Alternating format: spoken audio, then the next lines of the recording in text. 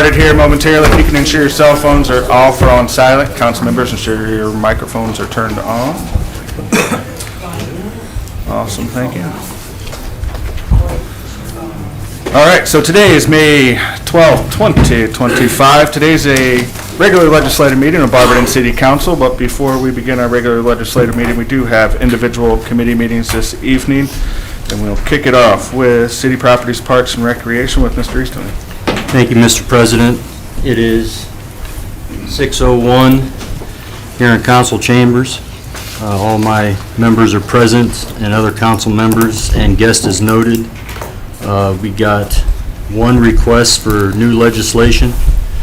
That's a letter from Thomas Bebe Heidick requesting legislation to permit the sale of city-owned commercially zoned properties for their appraisal value. One reading and emergency wording requested, and he asked that it please be referred to rules. Has everyone read his letter? I can read it if not. It's an ordinance to sell municipal-owned, commercially zoned properties for their appraised value. Currently, there is no prescribed method for sale, only in regards to residential. This would affect C zones in our current development code and update accordingly if a new development code comes into force. Once again, he asked that this has emergency language. That's the letter. Do I have any remarks from the committee? Anybody in the body or in the gallery? Any questions? Yes, Ms. Beck? So appraised value, does that mean by tax appraised? Are we hiring someone to appraise this? Like, what exactly does that mean? Yes. According to our legal department, we have appraisers that we use that they would handle that. So it would be more of a market value sort of appraisal rather than tax value? Okay. Thank you. Any other questions? With that, can we get a motion to call for this? I'll make that motion. Thank you. Can I get a second? I'll second. Thank you. We got one piece of pending legislation. Chair, you'll need to take a vote. Oh, I'm sorry. All those in favor say aye. Aye. Aye. Aye. Motion passes. We got one pending legislation. It's ordinance number 54-2025.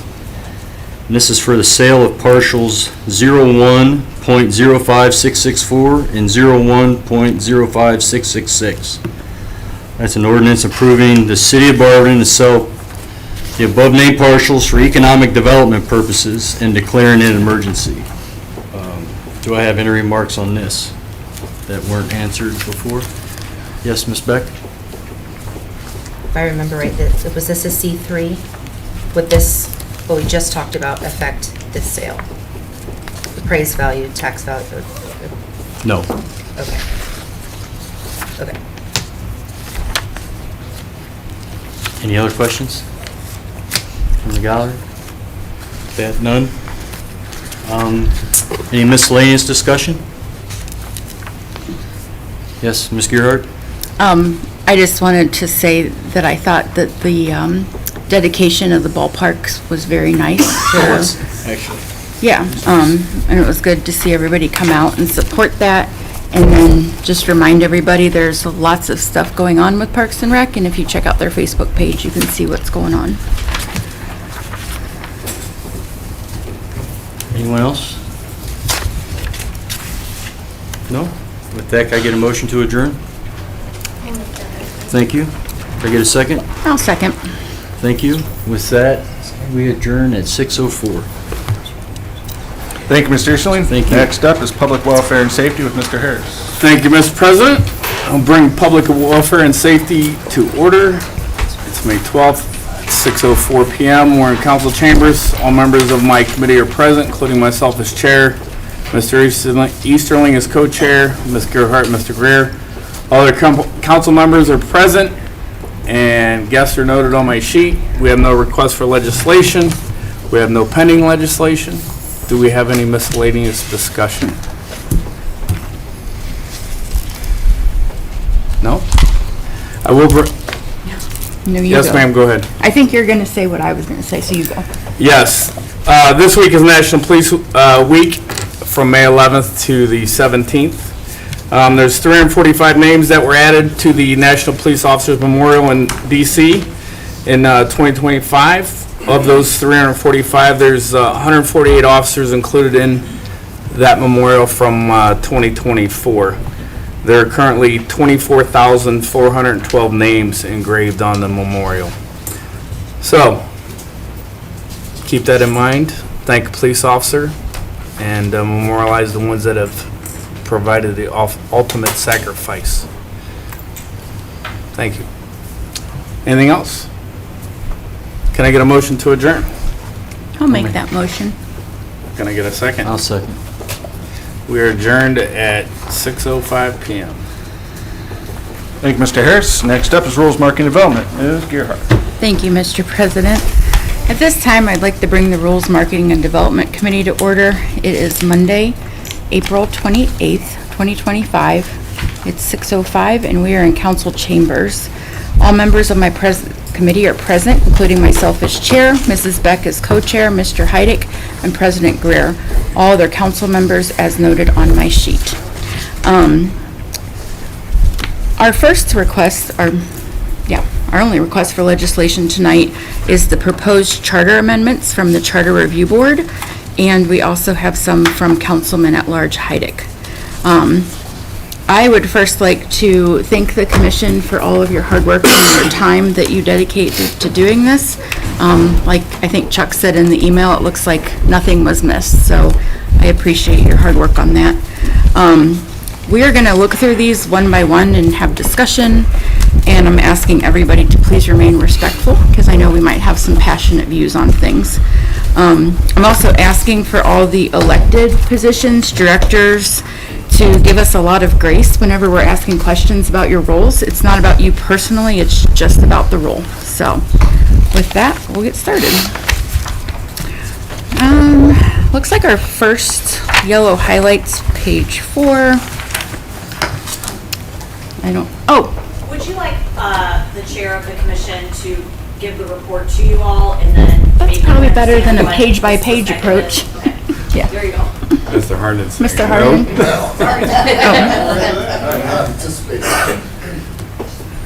Mrs. Angela? You said April 28th. Today's not April 28th. Oh, I don't know. It does say that on your, Maybe it says it, but my goodness, I wrote the date all day, and I didn't even catch that. Thank you. Okay, let's start over. No, I'm just kidding. Mr. Harden? You guys can jump in anytime. Page 4, it's recommended that we add in or detach.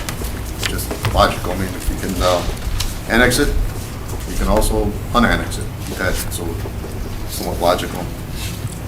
Next one was on Article 4. The paragraph is deleted because it's illegal to require your department heads to remain in the city, unfortunately. That's an editorial comment. Excuse me, it's cutting the grass in the allergies again to me. Yeah, it's a bad time of year for that. Nice, okay.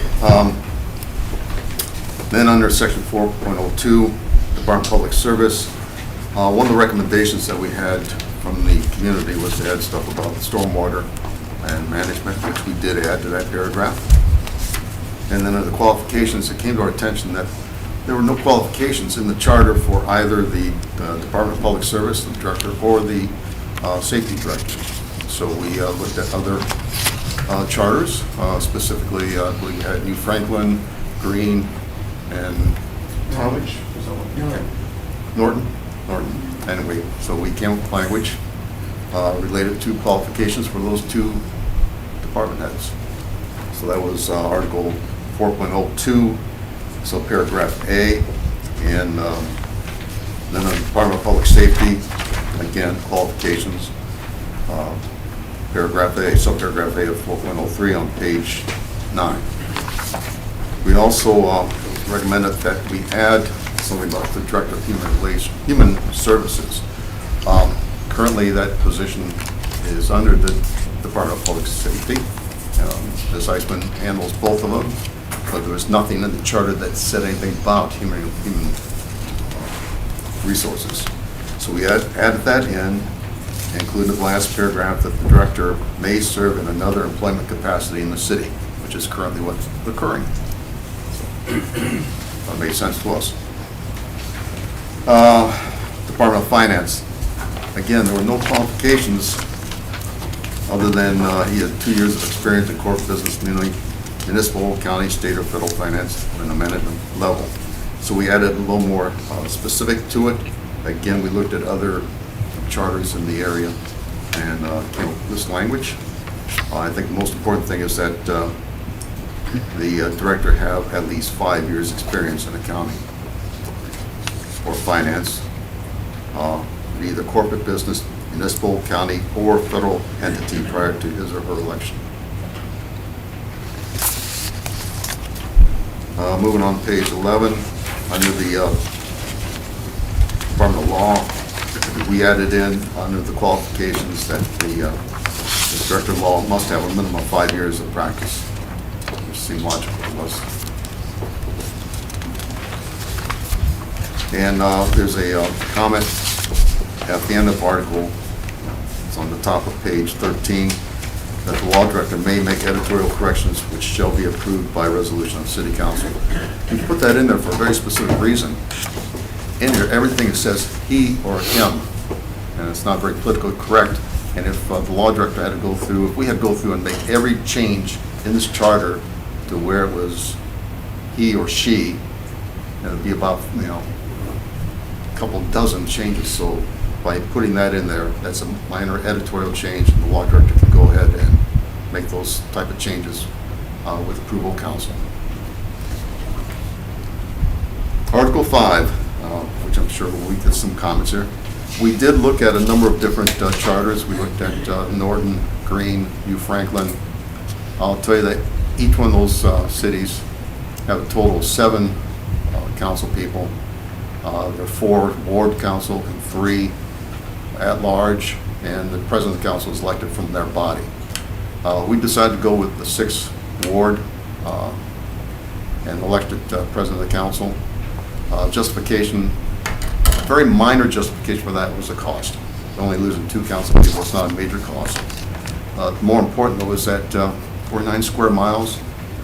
When the charter was originally put together, we had about 35,000 people, and now we're down about 25,000. And it just seemed logical that, to us anyway, that we just reduce the number of council people to 6. I will point out, it's at the comment on page 15, that if council decides to go ahead with the reduction in the number of council people, that we will have to go back and insert a couple additional changes, because right now, president of the council and the council at large are elected in the off years, where the balance of council and the mayor are elected in the other years. And to avoid additional cost to the city, we would have to change, someone's going to only have a 2-year term to get everything back in line, so everybody's elected at the same time. So that's what that comment's about.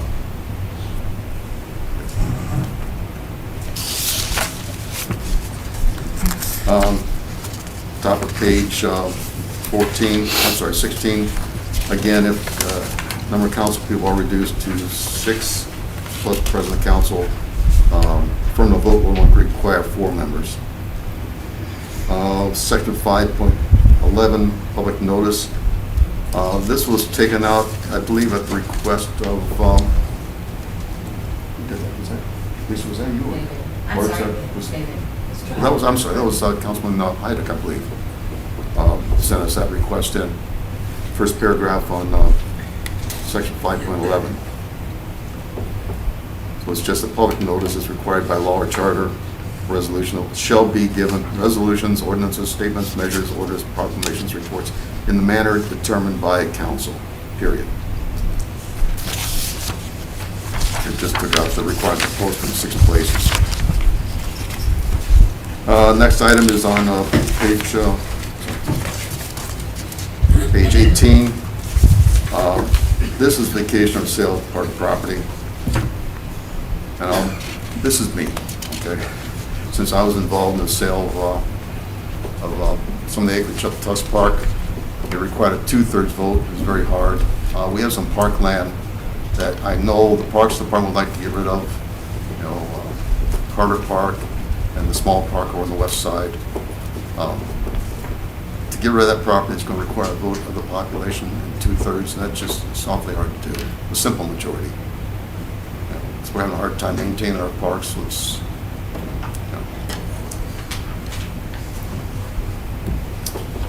On the boards and commissions, top of page 19, took out the word periodically, where they have to review the general plan, and it's required to do it every 5 years. It gets pushed aside too often, so this will make it a requirement to get it done.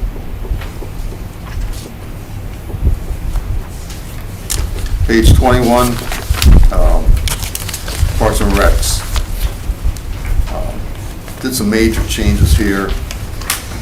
What it really amounts to is that the mayor is going to appoint all 5 members of the Parks Commission with approval of council. Take away the school board's member of the school board and the school board appointee. And we also redefine the powers and duties. As you all know, the the Parks Commission, their only responsibility is to hire the Parks Director. You know, we don't have a budget. The budget is controlled by the mayor and by city council. So all they can really do is hire the Parks Director. So this realigns the powers to where it should be. And it also makes the Parks Director of Parks, the last sentence there, is going to be appointed by the mayor in accordance with civil service provisions of the charter. So the Parks Commission is no longer selecting the Parks Director. It'll be a civil service appointment.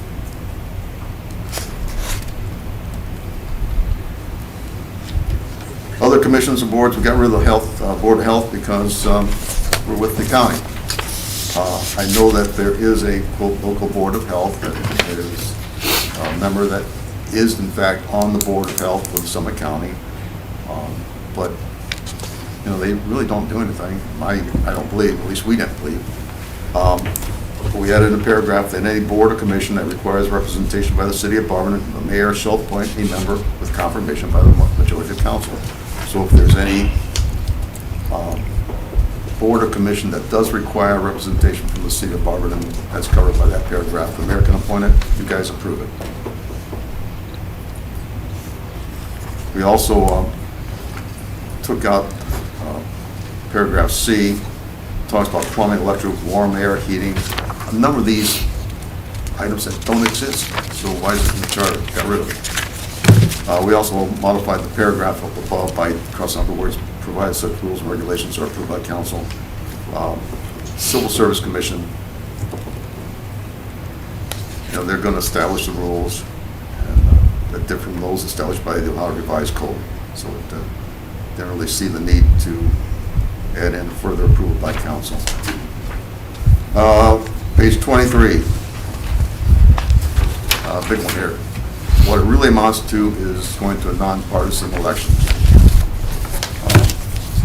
And by doing that, you got to put in language about what happens if there's more than 2 people running for the point, then you are going to have a primary. How many signatures they need to have, everything related to a nonpartisan election system. And we received this language we got from some of the other communities that have nonpartisan elections.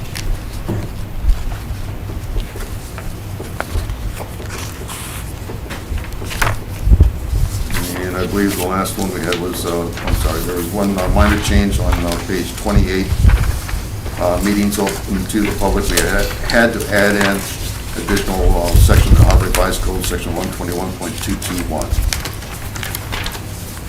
And then the last one is Charter Review Commission. We moved up the dates. We want the mayor to appoint the commission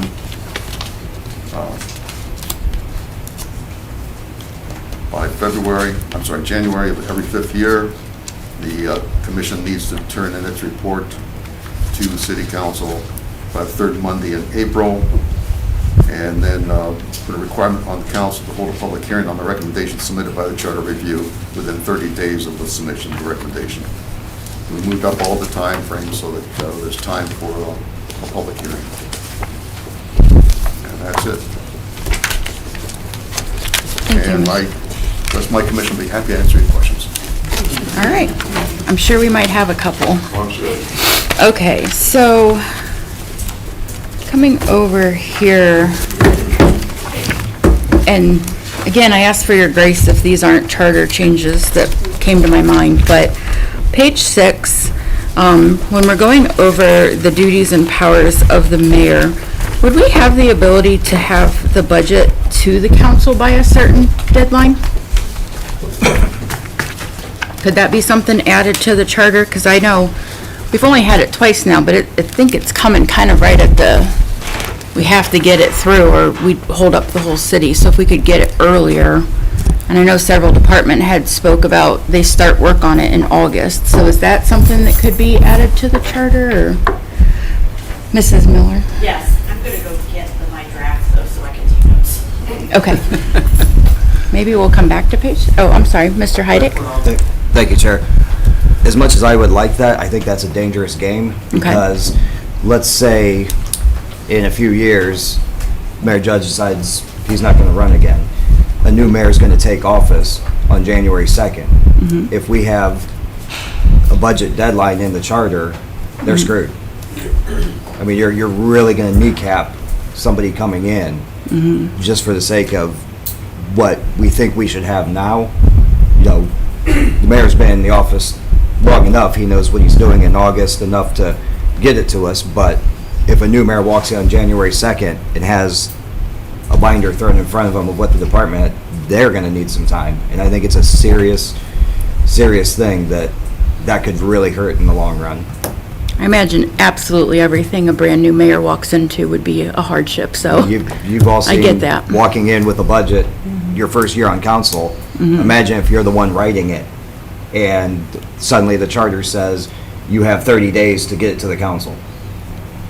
That's not a good sign. That could really hurt. Okay. Any other thoughts on that while we wait for Mrs. Miller? Mrs. Hager?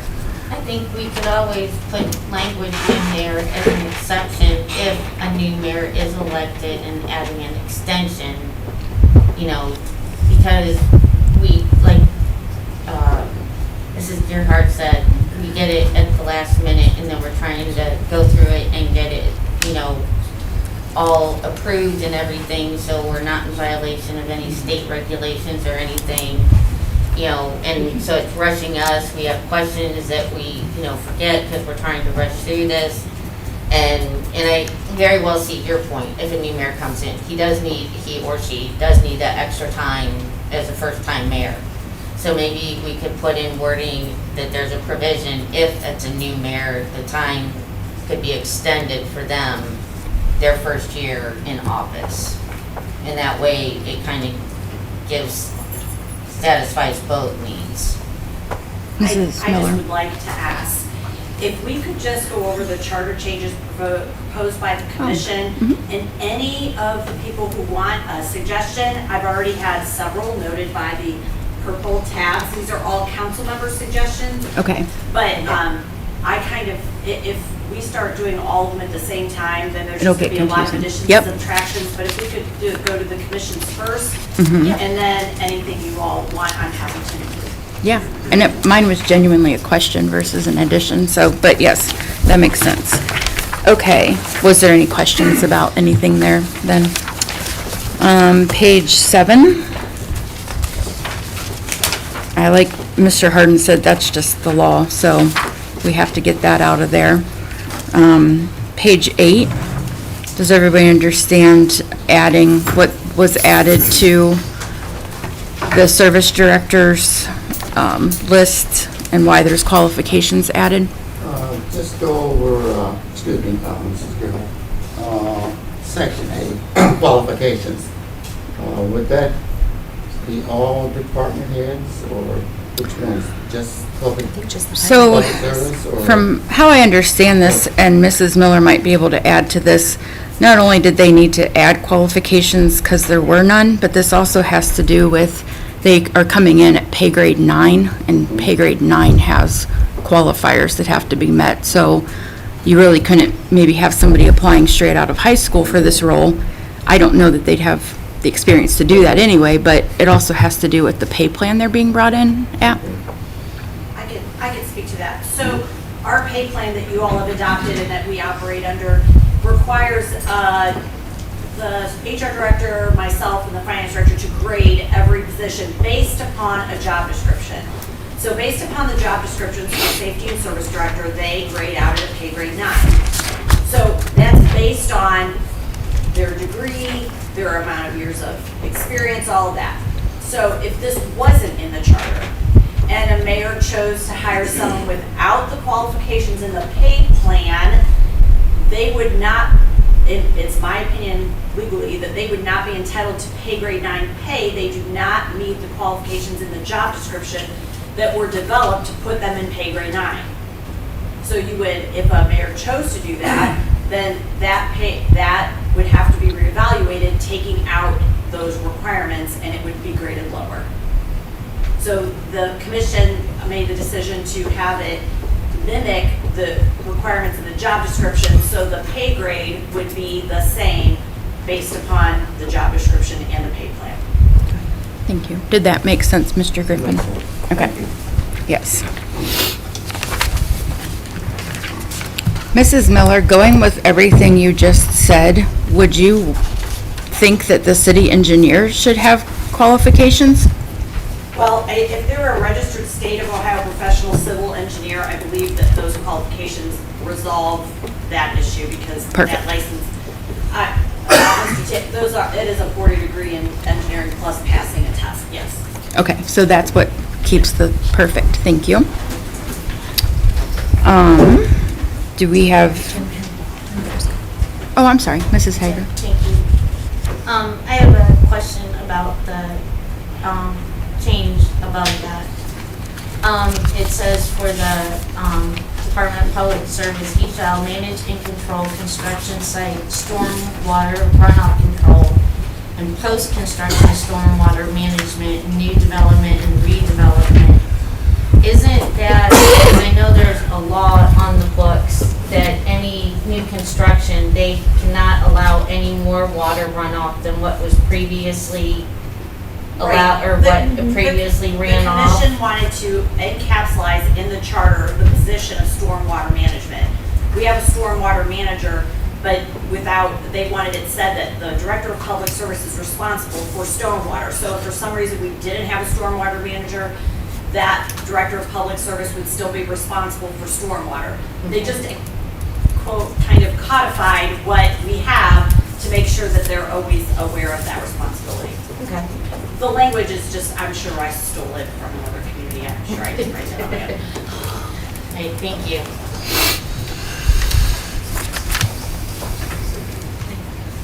Any questions on the rest of page 9? There's a little one about this Division of Human Resources where it says at the bottom, the Human Resources Director may serve in other employment capacity within the city. Can I put some examples of that? Or is this kind of like a catch-all, like, you do it? I think because Director Eisman is, Right there. Both the director of public safety and director of HR. And that's traditionally kind of what we've been doing for the last multiple years, yeah. So this language isn't kind of like, whatever we don't want to do, we're just going to put that over to Human Resources? You know what I'm saying, like kind of like piling things on? It's just that, well, I mean, I suppose a mayor could say, I don't want the director of safety to do it, but I want the director of service to do it. But all they're saying is you don't have to hire a separate director of human resources. Okay. so the Director of Public Safety, why would, I know we're doing it now because we already have somebody in it this way. Why do we have HR under Public Safety versus maybe parallel?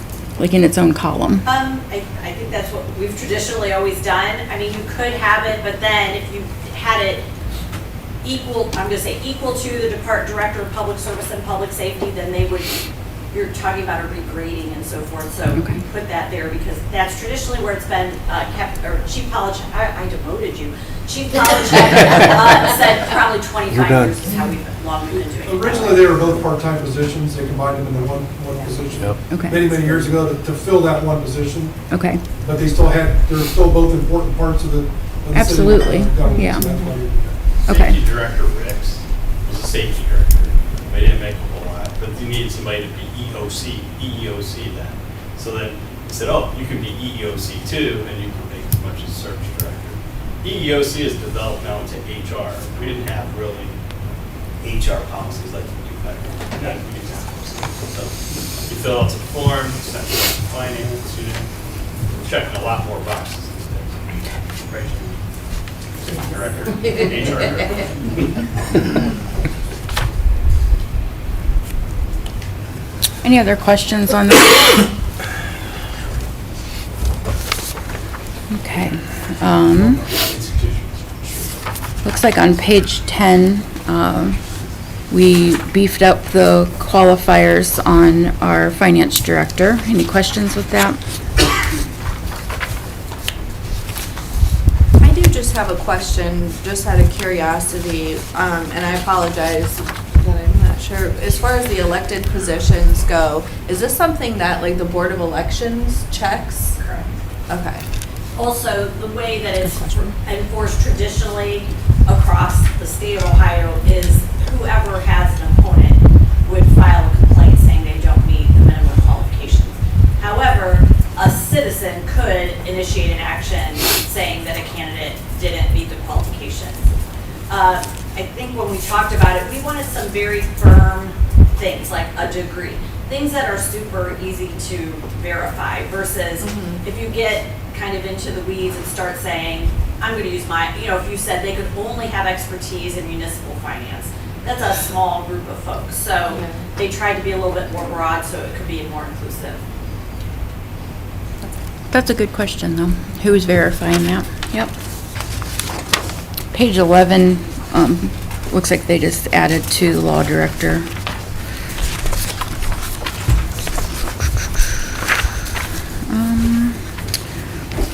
Let's go with page 13. What are your guys' thoughts? Mr. Harden, you mentioned it's going to save money to reduce the number of council members. We're also a smaller community now. How did the commission decide to eliminate the at-large versus redo the ward map and just have bigger wards? Talked it out. There's discussion on going both ways. We have 6 wards and one ward is a council person and one person that anything got something by the ward. Short of not hear about it. Yes, sir. I think we wanted to have keep the ward like the same size so that there was less, because if you shrink the ward, or shrink the amount of you guys and expand the wards, then that's more responsibility. Okay. That was the idea. Okay, thank you. I found a lot of value in our I always find a lot of value in our at-large, but especially when we were without Councilman Cheatham when he was ill, and then again when he moved.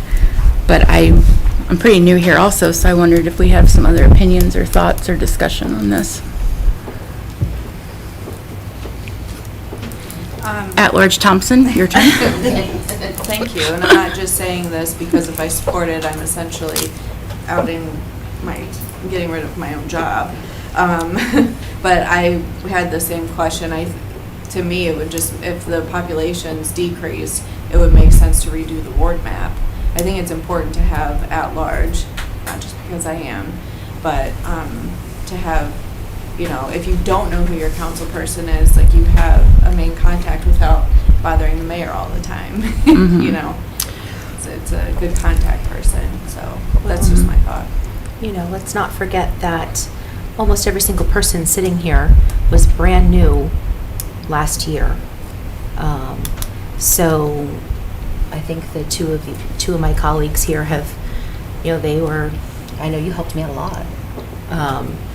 So by doing this, and then there was extra language, so we got rid of you guys. And that's kind of like, I can imagine looking at my colleague and saying, you're redundant. I don't like that. We also could potentially, then if we caught everybody up and we're all being elected at the same time, a completely new council. Everybody brand new babies, baby ducklings, sitting up here figuring it out on our own. President on down. Is that how it would be, Mr. Harden, or would we alternate?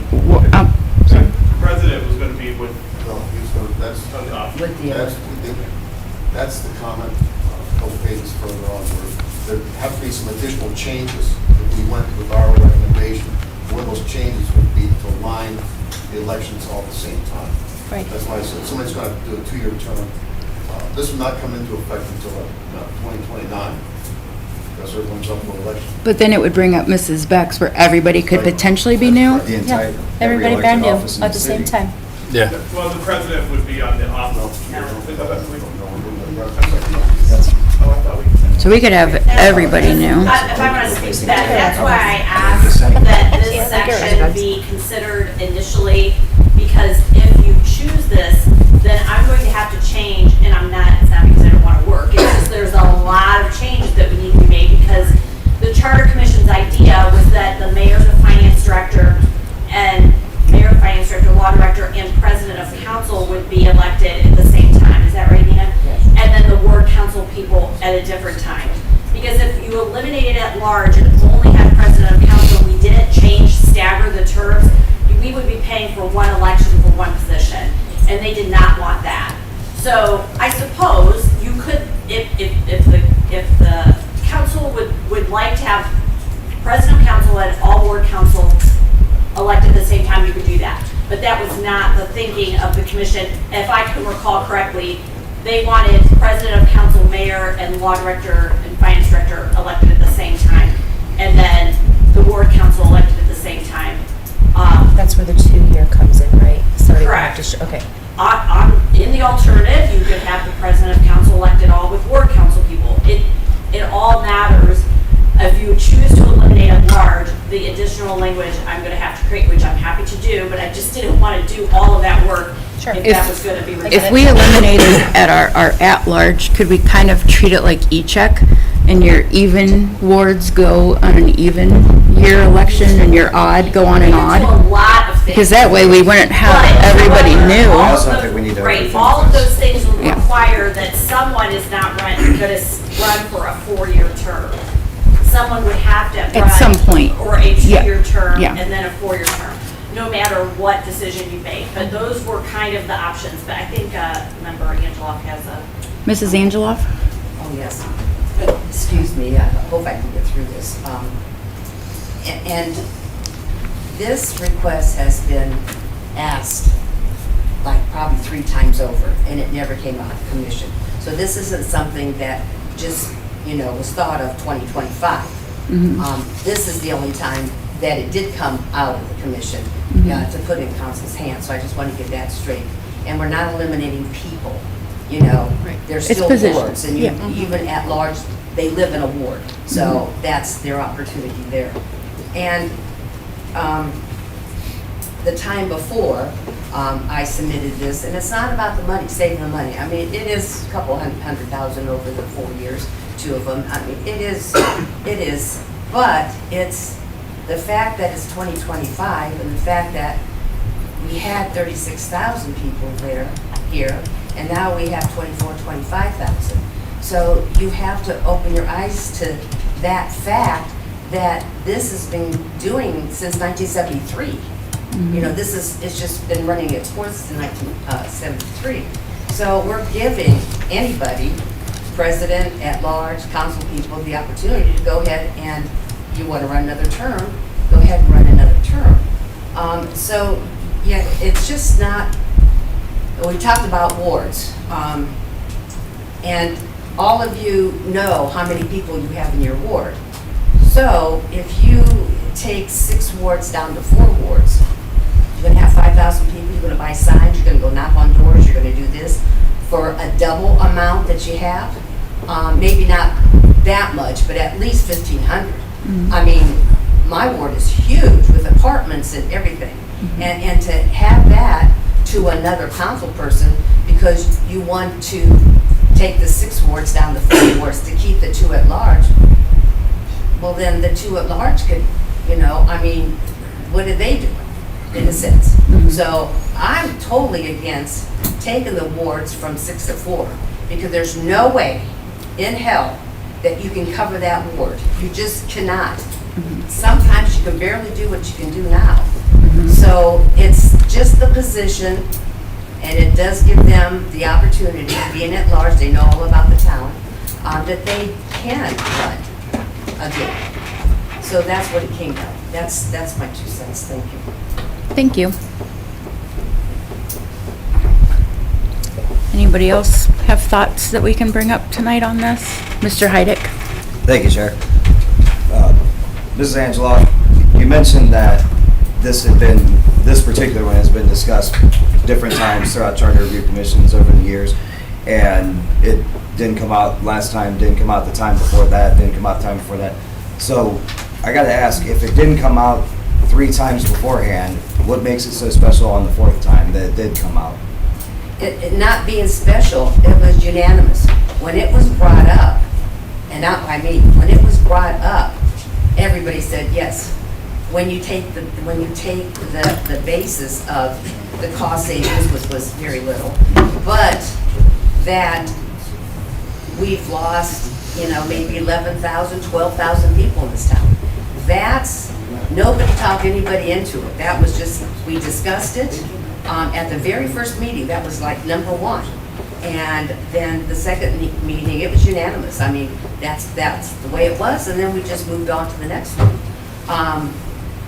And it's very difficult, but in talking to your constituents or people coming up and talking to you, they can see where the population has dropped. So that need they figure the 6 ward council people and the president is more than enough to handle the town. Okay, thank you. I was just curious of Can I clarify one thing here? It did come out of the Charter Review Commission. It did not get through the City Council. Charter Review Commission did submit this at least twice before to City Council. So that kind of goes to my point. If it keeps coming out and keeps getting shot down, at what point, and please don't take offense in how I say this, because I might word it wrong, at what point will the commission not get the hint that the council doesn't want that? And again, no offense to me saying that, I just don't have a better way of wording it right now. The council changes. Yeah. Very true. And Mr. Heidick, Very true. it's people coming up to you, people coming up to the 6th ward, saying, if that would hit the ballot, I'd vote for it, or ask them, I mean, you were voted on by people, so ask them and see what your result is on that. And only because when you tell them it's been that way forever and ever and ever, sometimes it needs to be a change. It doesn't mean that it can't come back. It doesn't mean that 5 years from now, something else comes up. It was just brought up and it was unanimous. I mean, there was no questions asked. Thank you. I'm sorry, what was your name, sir? Dallas. Dallas, thank you. Thank you. 2 things. First, we did research based on cities around us and based on size. 6 seem to fit every other city around us. And secondly, kind of looking forward to other things. That's why we really believe that a public hearing would be really good for something like this moving forward. To let the public be able to really be in on this so you guys can hear from a bigger group of people. Yeah, thank you. Mrs. Beck? I think, this is one of those things where, if this has been brought to council 2 separate times, this is the 3rd time, that's 15 years. That's 15 years that people who are on charter review, or people who have felt good about that kind of thing, or have heard it from people, go get the signatures. the work hasn't been done for 15 years and you want to do it through this kind of shortcut, for us to tell our colleagues, you're not relevant, go fish on this one, you know. Okay, thank you. Oh, I'm sorry, Mr. Moore? Just to that, I just want to say that it's not about relevancy. You're getting to finish your terms out. At this point, I think that that's fiscally irresponsible. We're doing our research based on what the city and the size is. So saying that we can just go and get signatures, perfectly valid. On any of these things. But I think it would be great to see you guys move in action on some items that might be a little difficult to do, that might make the city a little energized. Because I've heard a lot about you guys wanting change and people to get invited into the politics of the city. But when it's stagnant and nothing changes, what is going to invite people and want the younger generation to get involved? Mrs. Hager, sorry, yes.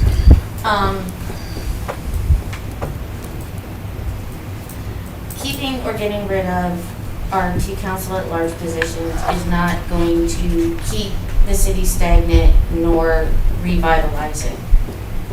It's not going to get young people to want to join in. It's not going to get them to not want to join in. So that, in my opinion, no disrespect, but in my opinion, that argument is totally moot.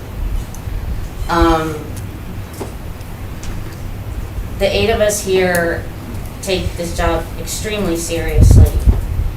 And I believe, you know, I've heard a couple times that money wasn't the thing, size of the city. We are working very hard to get the city revitalized and to get people to want to move into the city. We have new businesses. We have 3 new businesses just on Norton Avenue that are pulling in workers, that are still hiring workers, that will be bringing new families into this town. So there is a very good possibility that we will have an increase in the population of Barberton. We are working on our new Justice Center. We will be working on our new City Hall. It will be, as the mayor says, like a community center where people feel that they can come and visit, and the amazing things that Main Street Barberton is doing with downtown.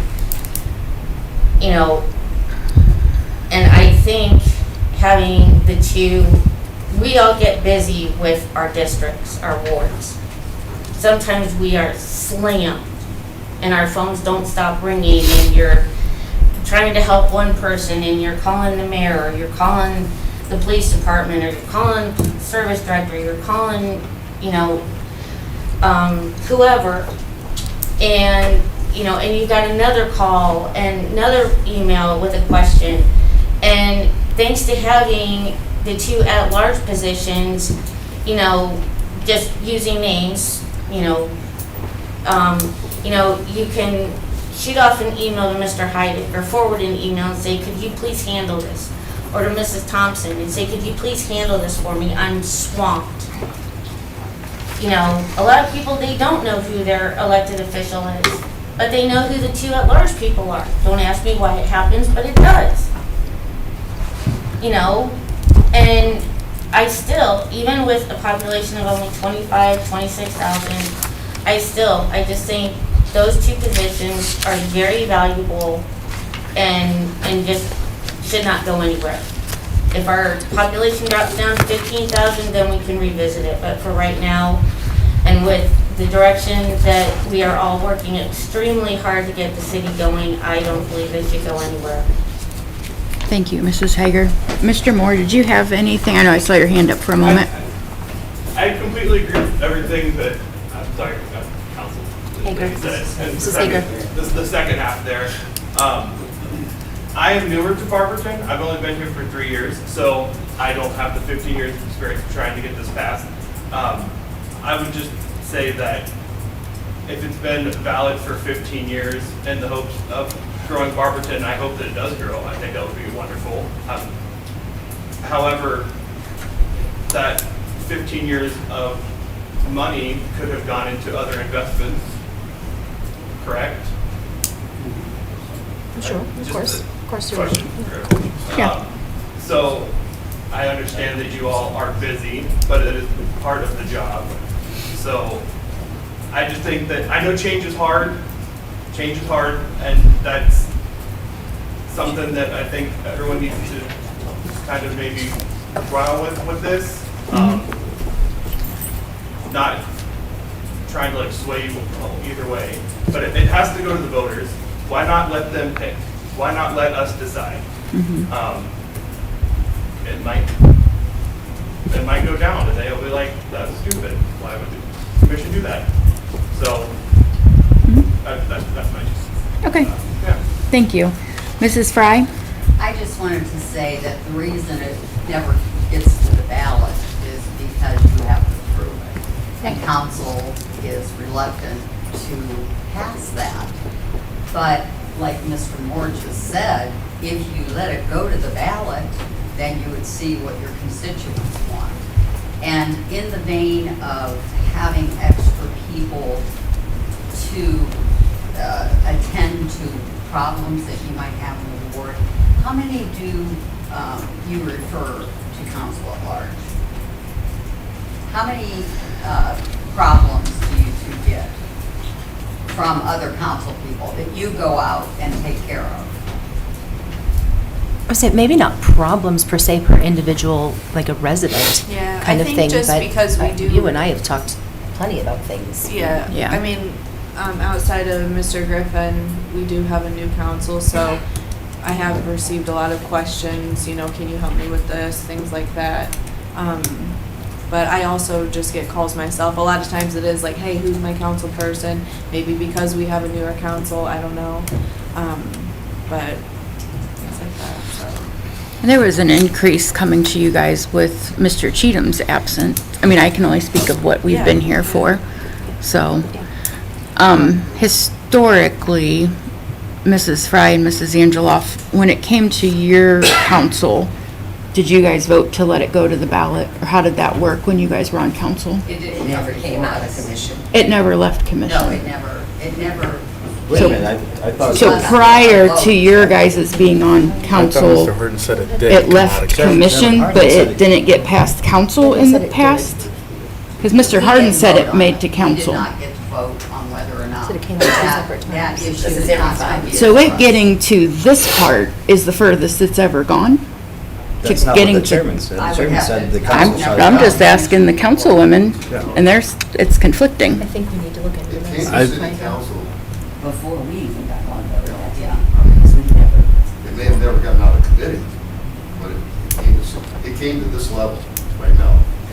So the last time would have been 2020. Well, Right. so if it's every 5 years, if They would Mrs. have only Fry and had Mrs. one. Angela only served one term Right. each, they would not have considered it. But I don't remember how many terms, I think 3 each. 2. Well, But it never came, but it did not come before us. It did not come before us. so it never left commission while you guys were on council, and Mr. Harden, you're saying maybe even the first time it was talked about, Bill and I were on 15 it. years ago. Mr. Harris? I think what they're saying is it came to the committee, and never came out of committee. Am I correct? Yes, that's. Yeah. So you guys talked about it in council, but it never, oh, you didn't? I think we met separately in different areas of the building. Yeah. They didn't Oh, meet that's you right. guys did. That's So right. one committee didn't know what the other committee was doing if it didn't get brought on committee. Gotcha. So this is. Okay. completely different how you're doing it. Or if This they is didn't talk to completely each other. different. Look at the paperwork. I'm just saying, in Yes. 8 years, we've never discussed it. Gotcha. On the floor. 12 years, it's never discussed it. Okay, So okay. Council president. Thank you. I'm wondering, It never got to the floor. I do remember a pretty heated discussion, I believe when I was working for the Barberton Herald, sitting right there, a discussion regarding nonpartisan elections. Now, And that was shot down, so I'm wondering if it was within that same time The same frame. time. I can attest, I've been to this is the 3rd time I've been here for this. and it's been brought up in the 3 times I've been here, partisan, and the reduction of council members, and it never made it out. Okay. I say, let it go to the ballot box. Yeah. And let them decide what they want to do. That's the people, they put you in there, let us vote and decide what we want. Right. The nonpartisan one was not the same year as the Charter Review Commission one. Okay. That's why those weren't at the same time. But to the other point, if Chairman Harnden's saying that it came out of the commission and came to a committee, and Chief Bozlik's saying that we were meeting in, they were meeting in separate rooms, in 2020, all this meeting would have happened during COVID lockdowns, and we would have been on Zoom, so we would have all been privy to what was going on. So I'm still wondering, and I'd have to go back, because that was my first year on council, did it come to committee because we all were on screens? Because I don't remember it. Okay. So saying it was in 2 separate rooms in 2020, it did not happen. It was on screens. Okay. Okay. I think that we need to do some homework on this and move on from it, whether did we, didn't we? And I was just curious. Yeah. Yeah. Let's, Mr. Moore, yes. So with the whole appointing the committee, I wasn't here for that. I did apply and everything. I know there was some hubbub about that. The new people, getting active people, voted for this and wanted this to happen, being new to Barberton politics, and thinks that it would be best for the city. Thank you. Okay. Thank you, Mr. Moore, and thank you for stepping up. It's refreshing. Thank you. So we're gonna, everybody can sleep on that and think about it. We're gonna hop to page 16. This come down to 5.11. This was just what Mr. Heidig had talked about before, where we're posting public notices. Any thoughts on that? Mr. Heidig? Thank you, Chair. The suggestion for axing that is ORC codes allow us to select our own methods. Okay. And having 6 is getting, in the year 2025, we've got internet, we've got so many different avenues. That ORC gives us more flexibility. Okay. If we say, if this was strucken down, and we in an ordinance say, we still want 6 places, but here are the 6 places that are modern, we can do that. Okay. But until that, as long as that sits there, we're kind of handcuffed to. You have to not go be to those modern. places. Okay. That makes sense to me. I feel like we've talked about that one before, so, okay. Page 18, Mr. Harden talked about this for selling the parks. Instead of 2/3, do a simple majority. Mr. Heidig? Thank you, Chair. I do have a thought on that. Chairman, when you wanted to switch from 2/3 to simple majority, I actually was considering sending something in myself, but I wasn't able to get to the meetings there, and I wanted to get the take of yourself and any of the commissioners that are here. Was there ever talk of selling parkland and having the vote by precinct of where the park is instead of the entire city? No. There was never any talk of that? Is that something that maybe could be a thing there, do you think, in your opinions? Because it's the immediate impact is the precinct. Always talk about it. We have a couple of parks, Tuscan one, I think by Edgewood, there's another where they need to pull in people from outside the board.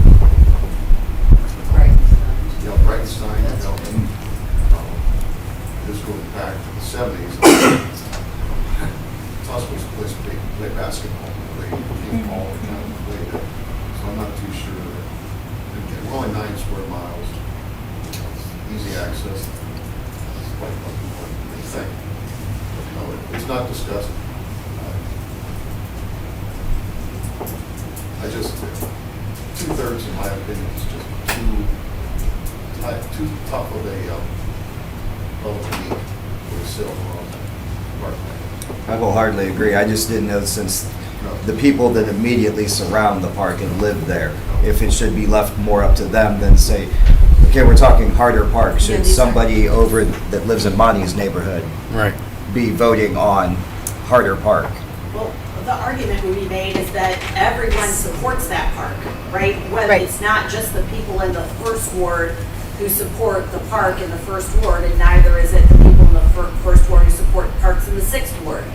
The entire community fiscally, financially supports the park. So I don't know why it never came up in the commission, but that would be the argument I would make, is that, you know, I don't think you could probably find 100 people who know that there's a park called Conrad Park.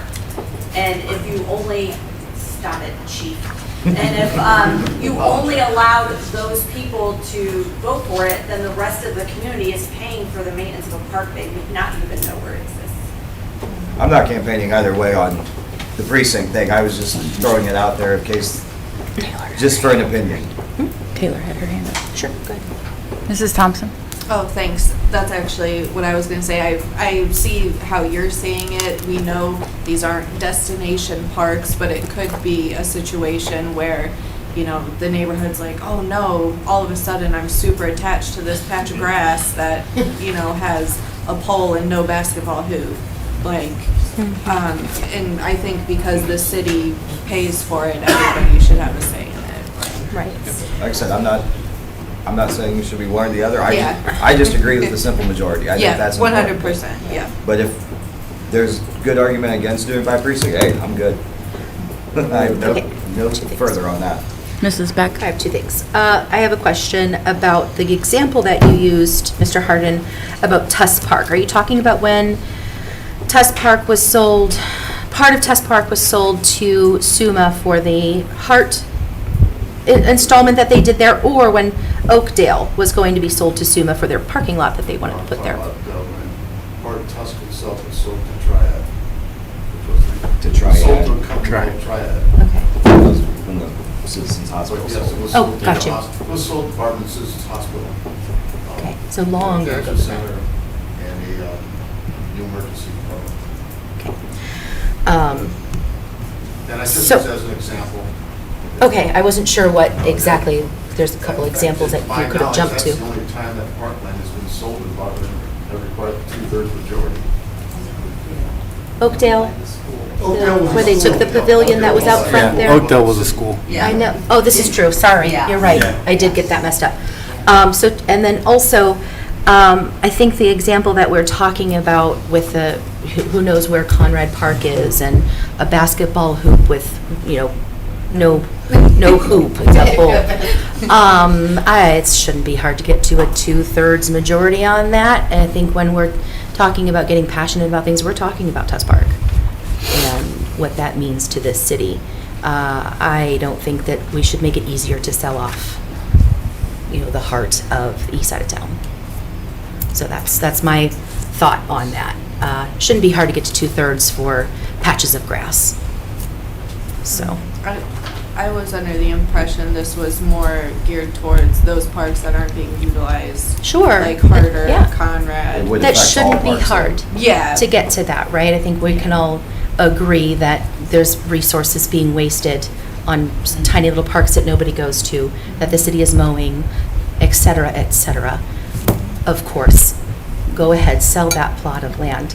But when we're talking about beloved places that are being nipped and nipped and nipped, that's what we're talking about here, and that's where I want to protect those things. So.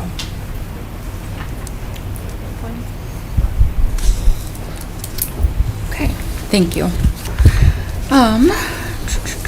I liked how you worded this, Mr. Harden. Don't make it just so flippant that we can maybe get around to a master plan or a general plan every 5 years. I like that. What do you guys think about it? Yes. Yes. Heading over to page 21, the Parks and Rec Commission. So, Mr. Harden, I hate to ask you to re-explain, but I don't want to say it wrong. Basically, you'd still have a commission, but instead of, you got this person and this person and this person, all 5 people get to be chosen by the mayor. And approved by city council. And then city council approves it. And then they no longer pick the director. Correct. Okay. The director is picked by a civil service rules, which I'm sure Ms. Eisman can explain better than I can. Okay. But it'll be a civil service position. You could go online and apply. You know, Parks Director, Can you come up? Can you come up to the thing? We can't hear you guys. We You can't hear I- can't I- hear you. no, I'm the, I feel like I'm glaring at you going like this. The Parks Director, is an important position, and we thought it should be a civil service position versus having a commission appointed or being appointed by the mayor.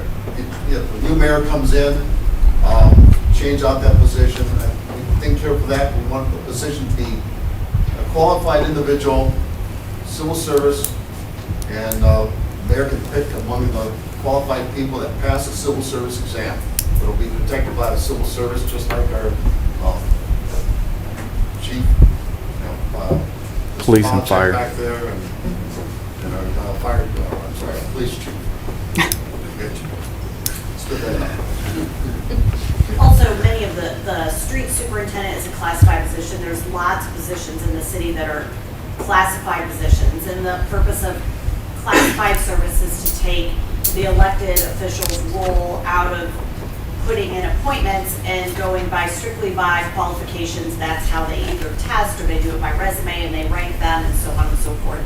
So they felt that, it's my understanding as I listened to them, that was a compromise, because previously that has been suggested and rejected because somehow it wasn't palatable to have the mayor appoint the parks director. So in response to that, they made it classified so that that would take that issue off the table. So right now, oddly, we have a Parks Commission that is responsible for a Parks Director, and they're not meeting on a regular basis. So this was part of the solution to that. Okay. Mr. Harris? If we're doing this and we're putting the Parks Director under civil service, what do we need a Parks and Recs Commission for then? I mean, they're not meeting. Right, so in Because- all the other communities we looked at, the commission had charters from many cities. They all have some sort of a commission that serves in an advisory capacity for activities, for maybe things they think should be promoted in the parks. I don't agree or disagree with you, I'm just telling you that that was what we found typically. I'm sure there are cities that don't have parks commissions as well.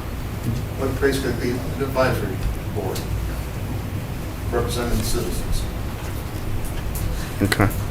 Mrs. Beck? So I'm thinking that's kind of what you're trying to address exactly, is the lack of meetings, because since the commission picks the director can't necessarily come down on them for not like there's no.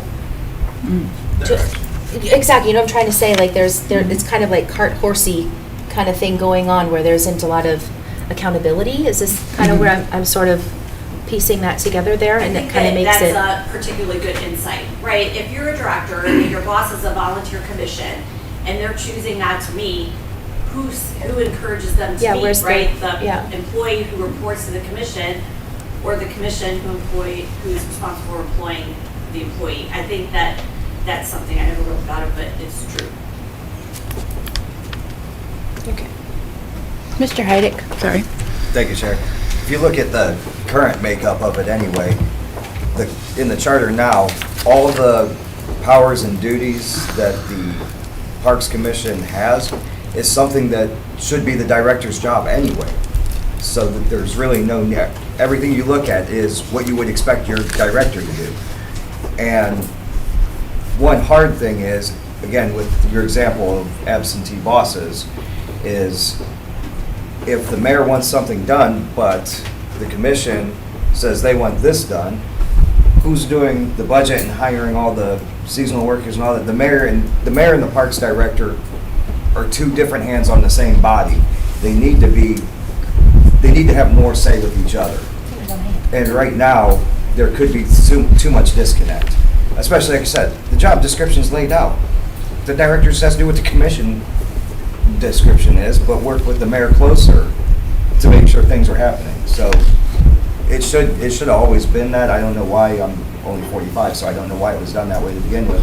But yes, it should be under the mayor's purview for that one. Oh, I'm sorry, Mrs. Angela? The Parks Commission has changed completely. And you had a Parks Commissioner that was there for 33 years, and you had people that were very dedicated and came to their monthly meetings every single month. But now you have people that are working, not particularly in Barberton, but say they work in Cleveland or teachers or whatnot. They don't have that total responsibility of coming at 5:30 for a Parks Commission meeting. So that's where this is. We've kind of seen this happen.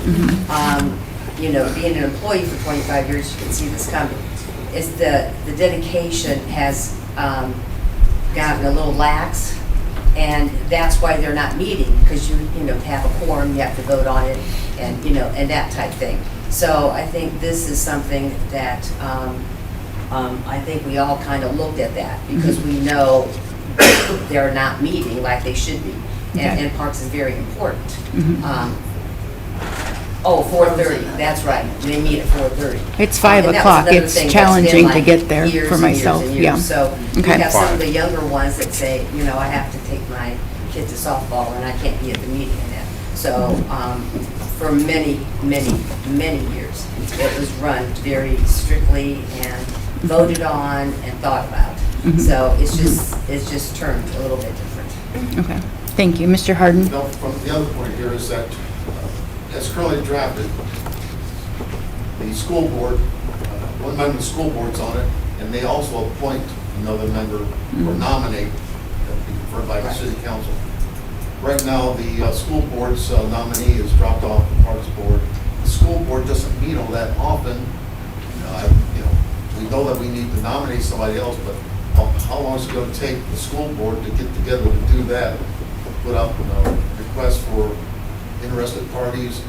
We meet once, maybe twice a month, but there's some business to do. It's a lot easier to have the mayor get it out there. He's a full-time employee. He can, beat the bushes and get somebody that's going to be approved by council. Okay. Okay. Any other questions or thoughts or? Okay. Other commissions and boards. Any board or commission that requires representation by the city of Barberton, the mayor shall appoint a member with confirmation by a majority of council. What's a good example of that, Mrs. Miller? So, for example, if you flip the page, there is a paragraph that's deleted that has the Plumbing, Electrical, Warm Heating, and Air Pollution Control Advisory Board. That's not a thing. No. So, but we also have Metro RTA, which every, however long that term is, the mayor has definitely submitted someone.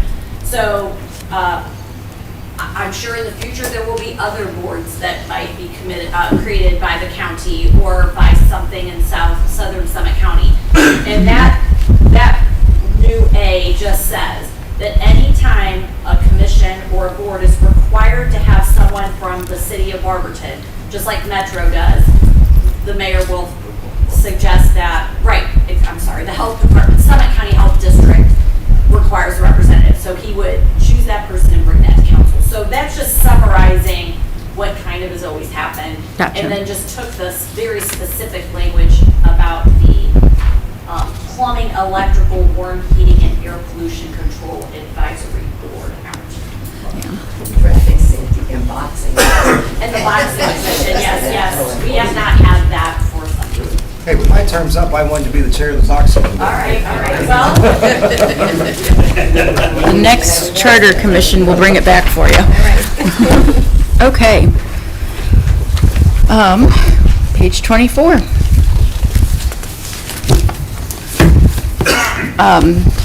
I know this council had the opportunity to talk about this last year, so let's talk about it again. We're looking at nonpartisan elections. Councilman Heidick, I know you brought this up before, so could you maybe talk about this a little bit with the commission?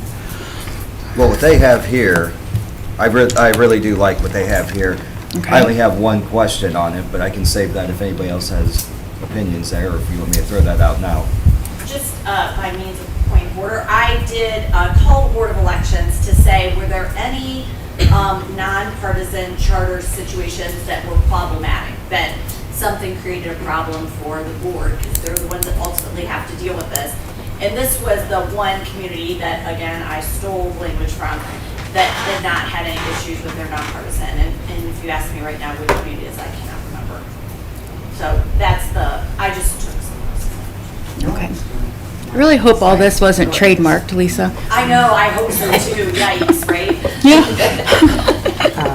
Are we just going, so, My one question, I just answered in my own head about the signature things, because it was 50 for citywide elections, but that was if we're it was, skipping ahead. if it was partisan. Being nonpartisan is basically independent, so that number goes up. So my question is, Right. my So, question's gone there. so I we're, like it. and you'll have to excuse me, I'm not a political person. We're not technically all nonpartisan at that point people. Like, we still have a political party. It's just not printed on a ballot.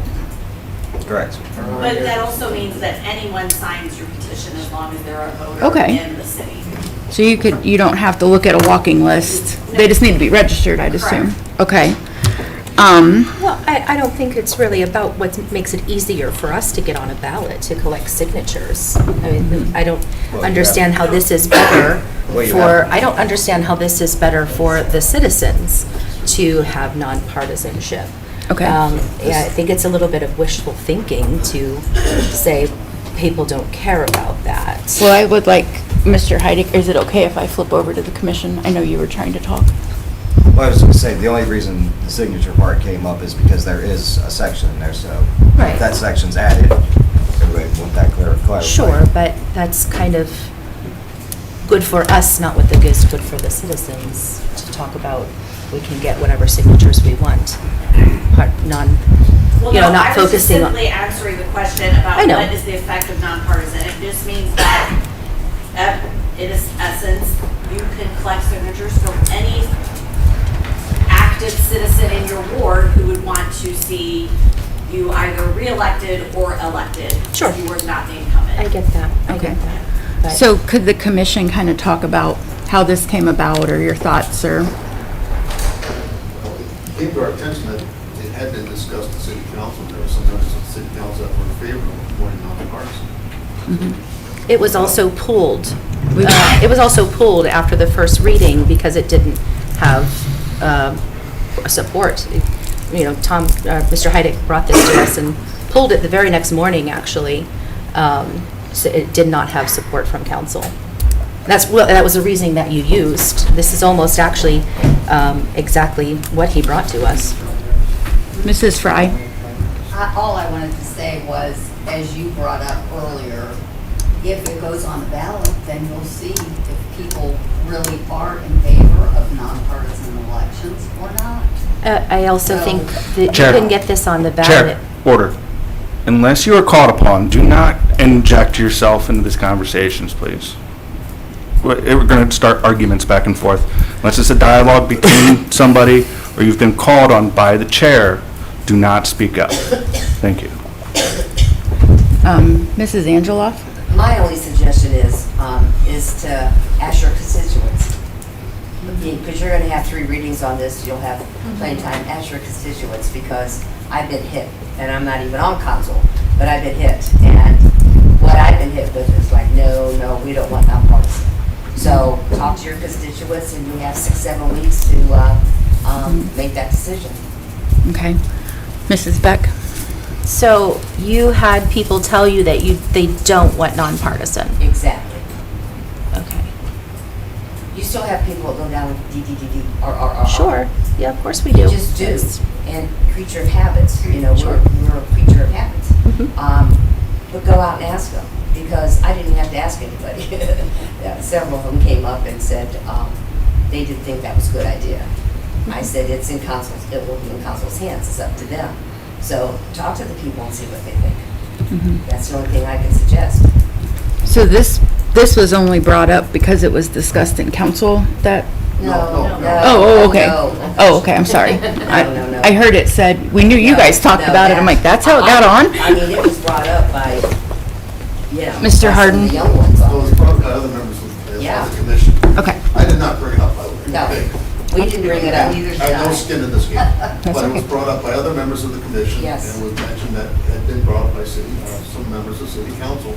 No names are mentioned, but, and so we discussed it and decided to bring it forward. Okay. Mr. Moore? As an independent who was put on the council, I know back when we were chosen, there was a council person who made a comment that majority of Barberton is independent, so why not have independent elections and not run off those R's and D's? Yeah, I know, just speaking to that, you print these walking sheets when you're trying to get signatures, and I had like 3 pages of Republicans and 3 of Democrats, and my ward had 27 pages of independents. It's an overwhelming amount, so. Mr. Harris? I have to agree with Mr. Moore, in a sense. It doesn't matter whether you're a D or an R. If I'm a citizen that's looking at an individual that's going to run for council or mayor or what have you, are they going to do the job? I'm going to educate myself about that person. And Mr. Best, he's a Democrat. Do I think he's going to do a great job? Yes. Okay. The DNR stuff doesn't matter to me, and I'm sure it doesn't matter to a lot of people. It's about who's going to do the job, who's going to go out and do the job, who's going to represent their people the correct way. Mr. Best, did you have your hand up? I'm an independent, by the way. He'd like the record straight. If you're elected in a primary and you say, okay, I like Bill, but I want him instead of the Republican, but you gotta go one or the other, or you can't vote. You only vote on issues. 'Cause you So I have- can't vote in a primary if I wanna go in there and say, I'm this or that. So Right. it keeps people from bouncing from party to party, because I'm like him. I'm gonna go through and say, I like this one, this one, this one, this one. If I bounce all over the place, I don't care about DNR. I wanna know about the person, what they're gonna do for the community or the country. And Exactly. I'd love to see this go through. Okay. What Mr. Best just said, Mr. Heidick, because you just know politics better than I do. If we were a nonpartisan town, would the issue happening with Mr. Easterling right now, because of his party affiliation, would that not have happened? No, It still would have happened? no, it would not have happened because Because he what wouldn't happened to Counselor Easterling was there was an issue with the intent to change parties as he was seated as an elected official, so. So if we're a non-party city, that wouldn't have mattered. No, it would not have mattered. Wait a second. But in the main election, the November election, you would be, so I don't know if that's necessarily true, that wouldn't have been an issue. Wouldn't we still be nonpartisan in November? Yes. Okay. I'm confused, sorry. I think I need to talk to the Board of Elections about that, though, is kind of what I'm getting at, like, Oh, I'm unsure about that. I honestly Because that was don't one of know. the first points that we made, right? Was that you're still signing, like, you're still running as, it's just not revealed, correct? Well, I think if people are reaching out, because my party wouldn't change. I just wouldn't be listed on a ballot that way. Sure. That's how I interpreted this. Mrs., oh, I don't okay. understand, like, why we would necessarily think that what happened with Chuck wouldn't have happened just because it's not revealed as DNR. Because he wouldn't have to have declared a party to go in front of the Board of Elections, right? Sure. Yes, Mr. Heidick? So, what happened in this situation is because when he was appointed and sworn in, there was a time issue because they had to get signatures for the ballot Yes, almost yes. immediately. However, Councilor Easterling had been listed as a Dem for voting in the primary Right. 2 years beforehand. Well, the 2 years hadn't expired because Right. the 2-year primary hasn't happened. Too close. Once he was seated, he had to file a paper, because he is now an elected official, had to file a paper of intent to switch parties, and there was a whole timing issue with the Board of Election because the window could have been, was like this big since you had to get signatures. Yeah, it was thin. However, if this was in effect and parties didn't matter because they weren't taken into consideration, that scenario would not and could not have happened because Okay. he wouldn't have to file as a certain party, Okay. thus negating the need to intent to switch party form. Okay. So his signatures would have been valid and he would be on the ballot if this were in effect at this year at that time. Mr. Moore? Yeah, and I just checked with Lisa, and she was like researching and looking this stuff up for us, there were quite a few communities around us that are also either moving that way or already were nonpartisan. She's citing Green and Norton? Green and Norton, for sure. Just for some reference, New Franklin as well, yeah. So, something to chew on. Okay, yeah. Mr. Griffin? yeah, I felt your hand was going to come up next. I know. I just gotta say one thing. Yes, sir. What you're saying, it sounds good, you know, nonpartisan. If you think that, okay. But I'm gonna tell you something. Ever since I opened my eyes up, this country was divided. It has never changed. And I'm not gonna change. You know, you can change my name, I mean, you can put my name, you can have a blank space beside it. It don't mean nothing to me. Okay. You know. And I've talked to people in New Franklin that wish it was partisan. They weren't the majority to make it that, but they don't like it. I know judges right now too don't like it. You know. And I don't like it. You know, that's just my opinion. You know, what this group decides, I have no, you know, only I got is my vote. But this country is divided. There's people that's not gonna do it. I don't care who's running. If it's not R or D, they're flat not gonna do it. Now, you think you can change somebody's, putting it on there nonpartisan, they're gonna vote who they want. A lot of them will.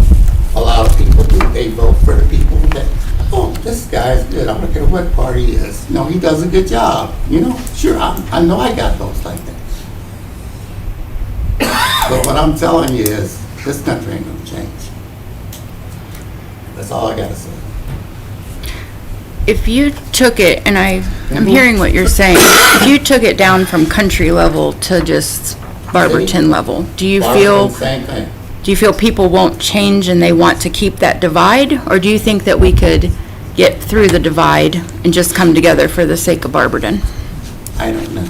Okay. I'd like to see it get through the divide, but I don't think it's gonna happen in my lifetime. Okay, okay. Mr. Moore wants to speak. Mr. Moore?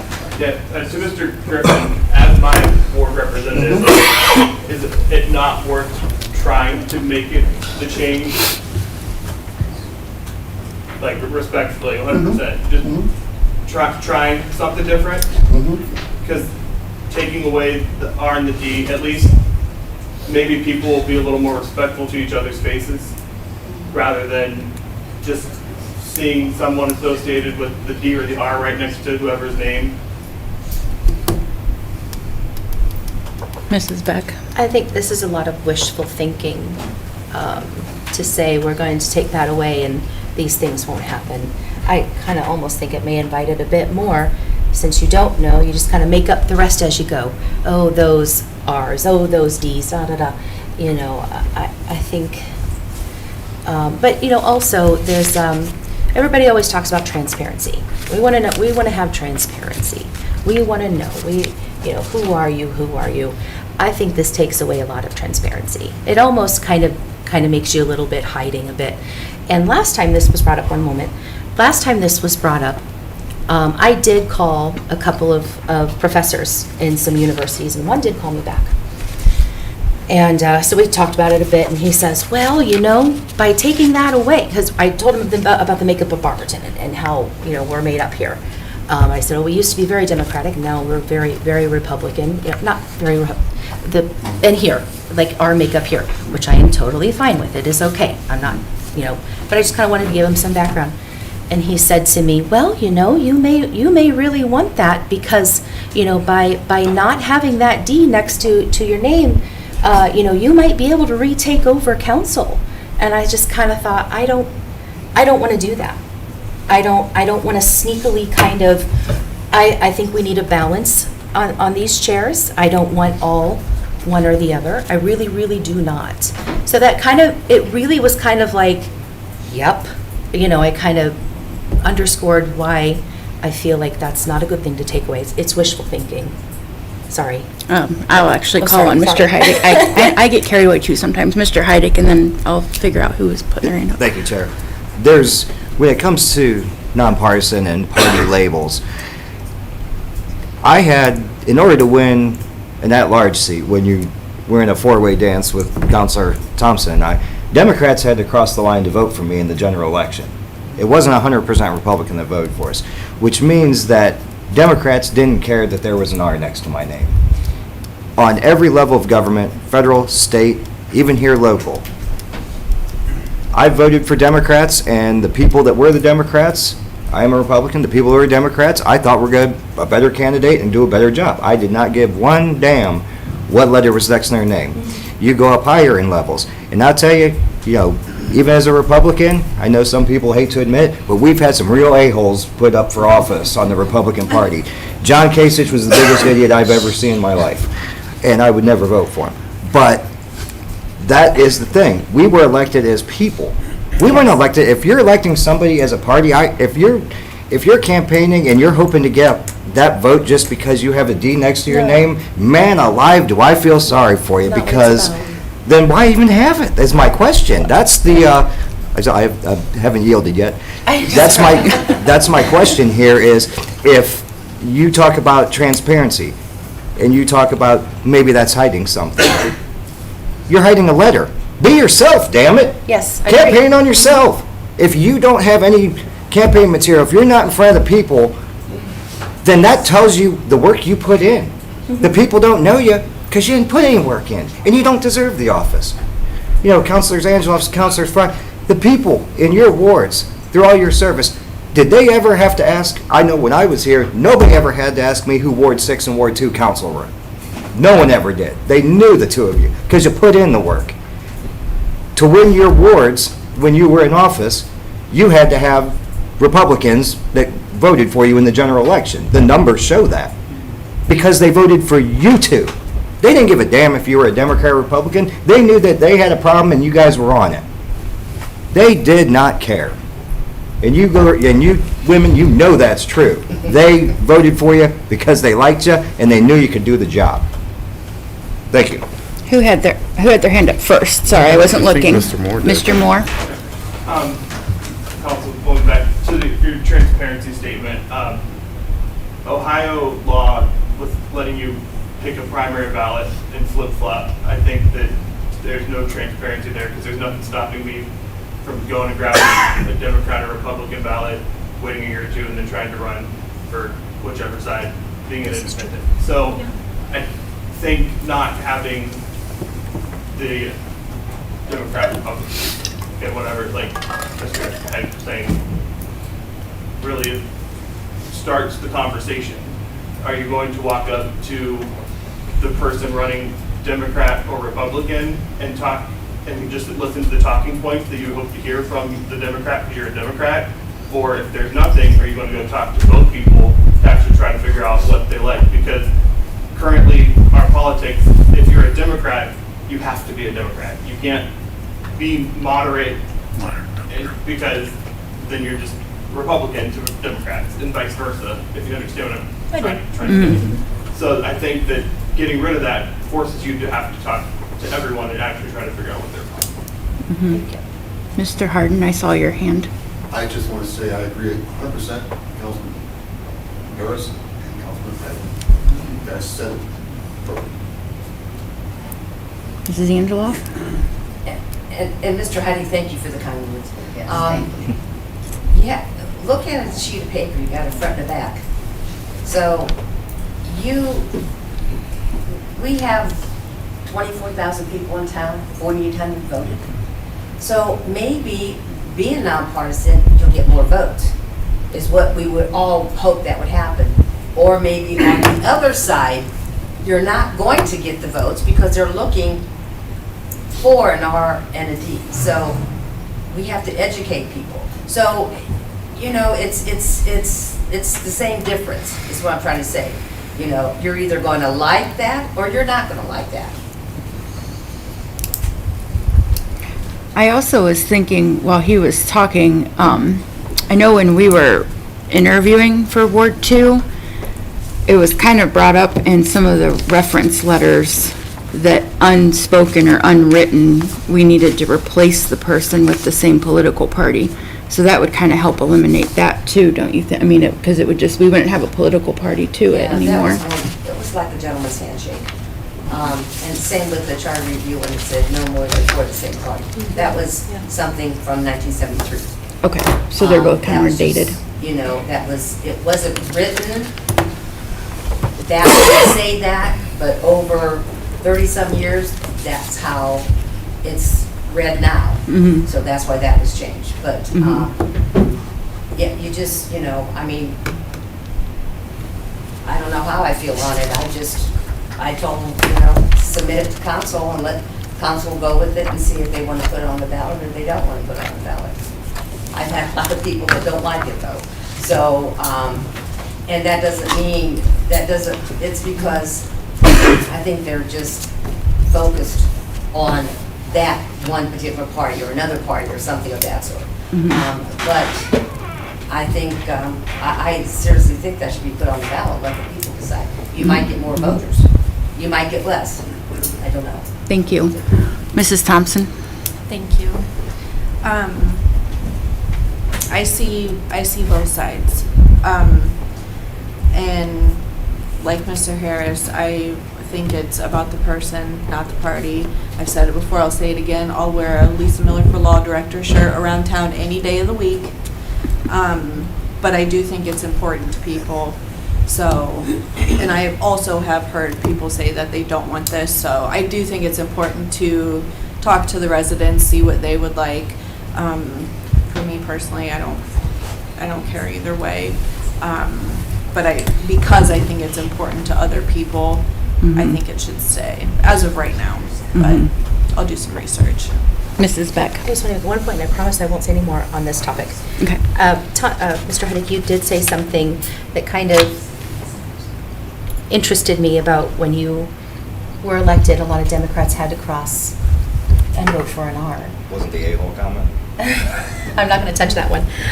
But I kind of feel like, I think you were kind of missing maybe like the beauty of that. Like, I'm sure that those Democrats that did vote for an R talk about that. I have voted for Republicans before, and without that, they wouldn't know that they did that. That wouldn't have been a conscious effort, and that kind of goes a little bit of a ways to say, you know what, it doesn't matter. I feel good about my vote. I helped put that guy there. Without that, they wouldn't necessarily know that, And I understand what you all are saying about it's about the person. It really is. That's not really what I'm arguing for. I understand that it is important to people, and to pretend like it doesn't that's wishful thinking. You can't take politics out of politics, guys. I think that you were kind of missing a little bit of. You did have something really, really great happen, and it was a conscious thing that happened. Mr. Heidick? I'll say this one last thing to that point there. If somebody voted for me, that's because they thought I could do the job. Yes. If they're proud of themselves for saying, oh, I'm a Democrat, but I voted for a Republican, I almost don't want to vote that way. Because that's almost sad. Vote for me because you believe in me and you believe that I'm going to do the work and do the job. But to me, that's almost not a brag to say, oh, I crossed party lines. I've crossed party lines. I don't talk about it because the other person was better than the other person. Yeah. But that to me just, I don't want to get votes that way just because of party. I don't. I want to get votes because I'm doing the right thing. And if somebody who has to interject that they cross just to vote for me, damn, I mean, thanks, but at the same time, if the party wasn't there, would you have voted for me and still thought I was doing a good job? I was reelected, so I would hope so. I don't know, that just seemed like a sad state of affairs right there. Well, Mr. Griffin. Thank you, Mrs. Gerhart. I got just one thing. Remember when we had the selection process for Ward 2? Remember? And we had Mr. Easterling, and we had other candidates here. And remember when one candidate wasn't, enough? And we had to go 2 more times, or whatever, because the one candidate is here now, he wasn't, Democratic enough?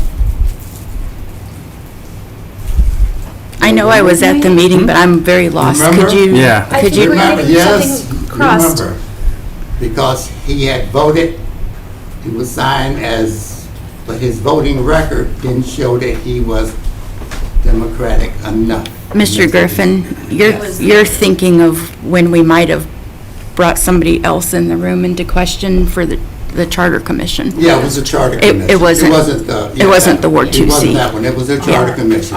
And So that- we wanted to make And that it was even. because we had to look at their voting record for that. We were tasked with approving the mayor's people, and you had to look at their voting record. Well, Like, DR, he still went that way, didn't he? I mean, we didn't get one change on that Charter Commission, so I mean, I think we're confusing story.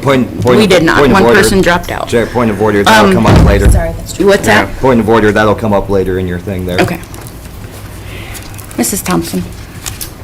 Because this is about me and Mr. Griffin. Yes. I just want to say this was a question because, being that it is an election year, I know that if somebody voted D within the last 2 election cycles, they could not sign my petition, therefore they were not considered a Republican, right? So when it comes to the status of one of our commission members, it was, last voting cycle was R, the one before that was D. So it was in question because I wasn't sure, in the eyes of the Board of Elections, what is their status? Right. So it just was a fact that And that's needed to what be brought that checked. conversation, yes. And it's been like So- a dead horse ever since. Thank you. Again, point of order, that'll come up Okay. next. So Yeah. I just am thinking back to something that Mr. Moore said about being newer to Barberton. And I'm new to Barberton too. I didn't move here until 21. And I had my Amazon packages dropped off at a gas station because I live on Worcester Road West with a billion people going back and forth. And I met some guy, nice gas station guy, becomes friends with him. He asked me to be his campaign finance person. I didn't think to ask his political party. I didn't say no to him. I didn't ask his religion. I didn't pull up his criminal background. I did Google, what is a campaign finance director, but no other questions were asked. And I did. When I was out there, I had plenty of snide comments made to me about you're being a Republican and maybe you'll do good. It's not appropriate. I never would think in a million years to say that about somebody's political party. Sometimes you walked up on a porch and if you read that sidewalk sheet wrong, you got a door slammed in your face. I'm just trying to tell you who I am. Other times they came out and prayed for you and gave you hot chocolates. I mean, you never knew what you were going to walk up on in a porch situation. So all that to say, I didn't have a strong opinion about this either. I don't care until I hear that everything going on in Ward 2 could have been avoided. And now I feel a little bit more passionate about, let's get rid of this so that the right people can get to the ballot. So that's all I have to say. Does anybody else have anything else to say about pages 24 or 25? I think there's a lot to talk about, even moving Wait, forward. I think we're definitely going to talk about this again. I just mean while everybody's bladders are full and we've been at this for a while. Okay. So coming up to page 29, Charter Review Commission.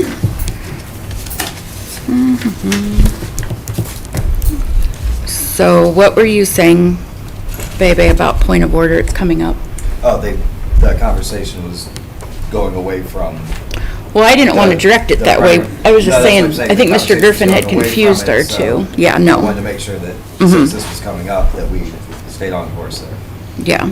So eliminate having to look at political party, really. And then getting it to us sooner. Is that how I'm reading this? You're reading exactly right, plus a public hearing. Yeah, public hearings. Okay. Which Okay. I think would probably address a lot of the issues that came up here tonight. Have I seen a public hearing yet? Was our capital meeting, was that a public meeting? No, public meeting would be, I mean, technically that was a public meeting. They meet in a formal setting like city council. Okay, we just make sure all Strictly the for public that. knows to come. Okay. I think that's good. I'd love to get more people's input. Sure. Yeah, I like that. I think that's all good. What are your, oh, we got 2 thumbs up down All there. 4 public hearings. Okay. Oh, I'm sorry, Mr. Harden. The last one, I make a statement. It's really a great commission this year. They came prepared, obviously. Mrs. Angeloff, Mrs. Fry was there. A couple new people, Dallas Moore and Holly Johnson Perry. They both live up in New Haven. And then Charlie Reese and John and Mike. I want to thank them all very, very much. We got it done in a record time. And so I want to make that public statement. Thank you, Mr. Harden. I was trying to read my notes here. I did have one question. So, for your commission to meet, is there any rules about where you have to meet to do your charter commission? Could you have met in a library or? It's a public meeting, so we have to, announce it and. Okay. go up Okay. there, And we have to keep minutes, and the minutes are all public. Okay. Sunshine rules.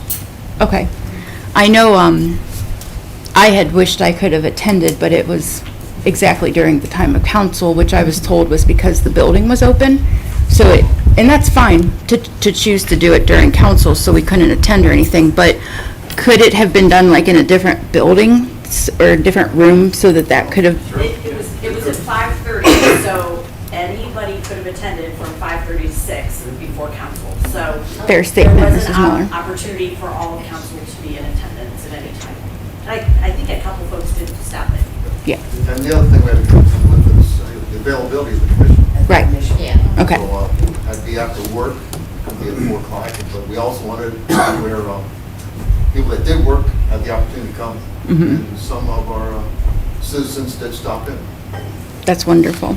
Okay, I was just curious if there was a spot you had to have it in, that's all. Okay, so we've made it through the commissions, but on my agenda, we also have Councilman Heidick's. So we're gonna talk about those? President Greer? It's your committee, girl. Do you want to save it for the next one, since we haven't? Are you okay with that? Yeah, you're not pulling anything. Without One pulling moment. anything out of committee, save it for the next one. I can save it. Yeah. You got some time. That's where we're calculating the days that Do I have to pull this from my committee in 2 weeks? you're going to have to meet deadlines for 3 readings. Could we have a special rules next week so that we can have one more week to talk about We it can. before? Is That's what everybody you want. okay with that? Just make sure it's orderly, like you got things planned. Well, yeah, because I think we narrowed down what we need to bring back up at this point, right? Yeah, Okay. we can do that. Mrs. Miller?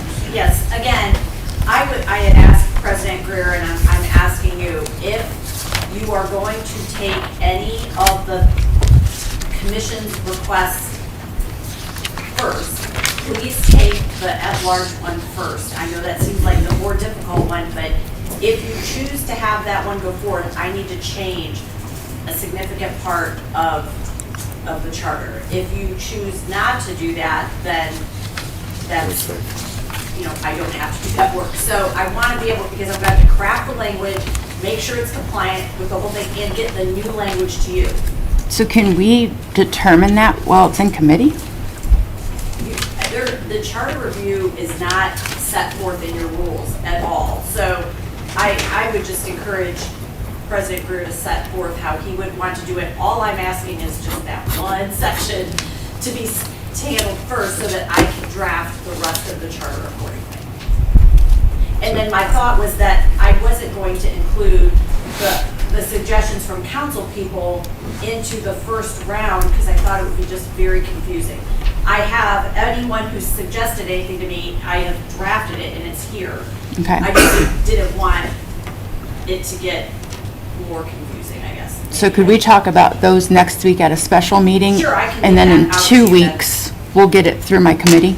Sure, yeah, whatever you choose to do, you all agree to how you want to do it, Okay. it's fine. That was the only one that I asked to be maybe, I'll call it taken out of order, just so that I can fix the rest of the charter. Would the Charter Commission be able to come next week? I thought it was good having you guys here for conversation. Chairman Harden.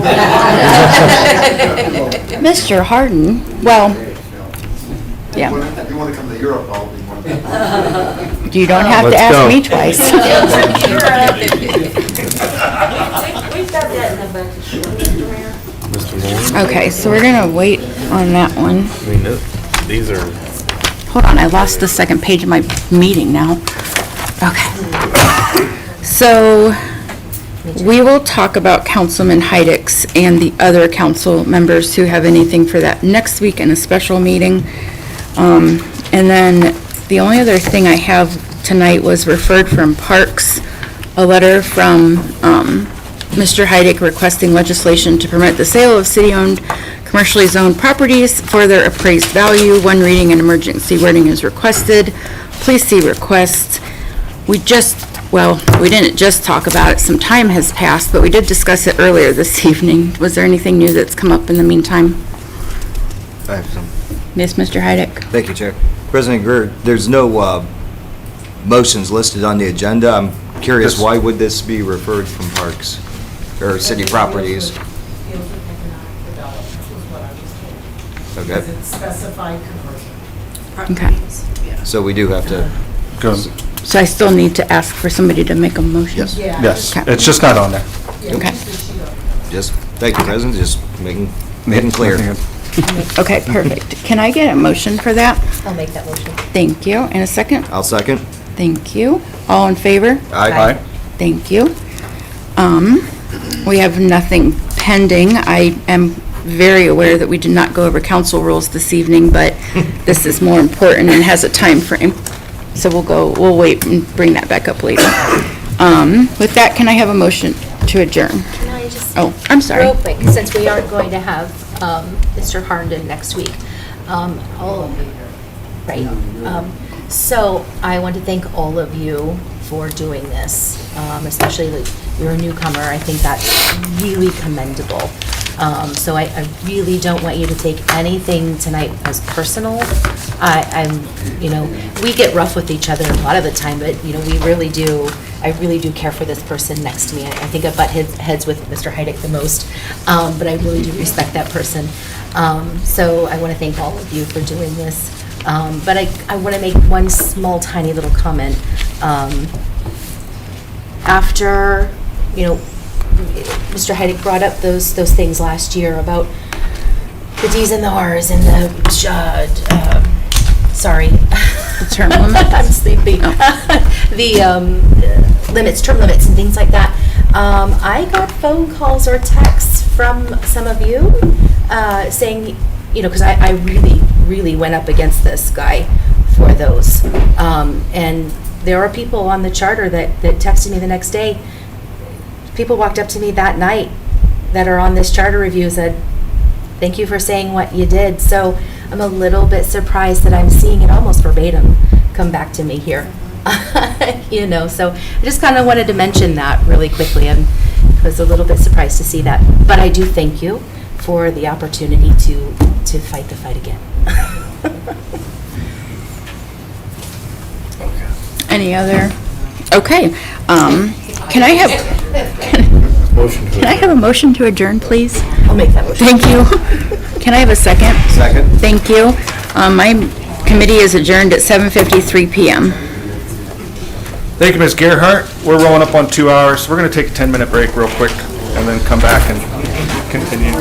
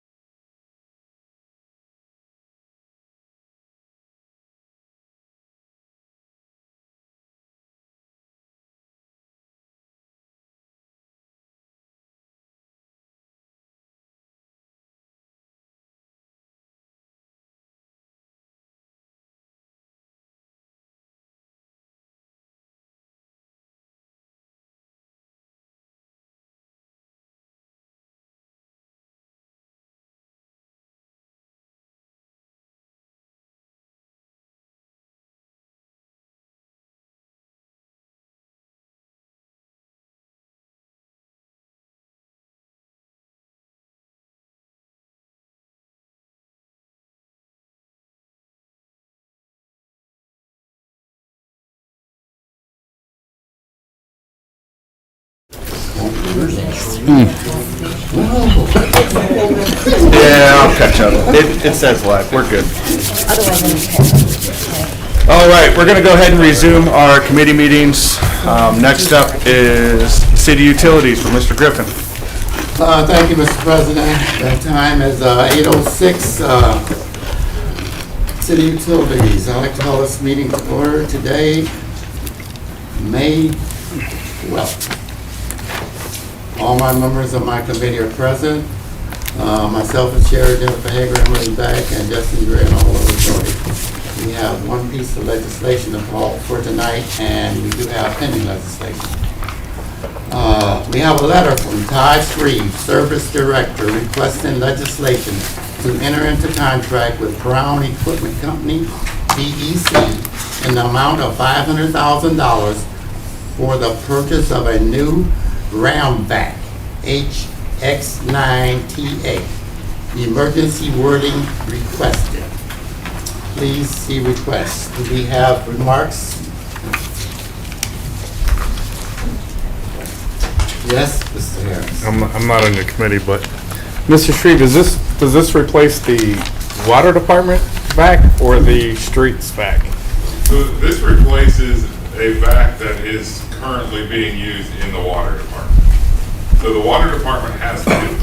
So we purchased, I want to say it was 2 years ago, we ordered a gap vac. That gap vac is in. That is being used for cleaning sewers.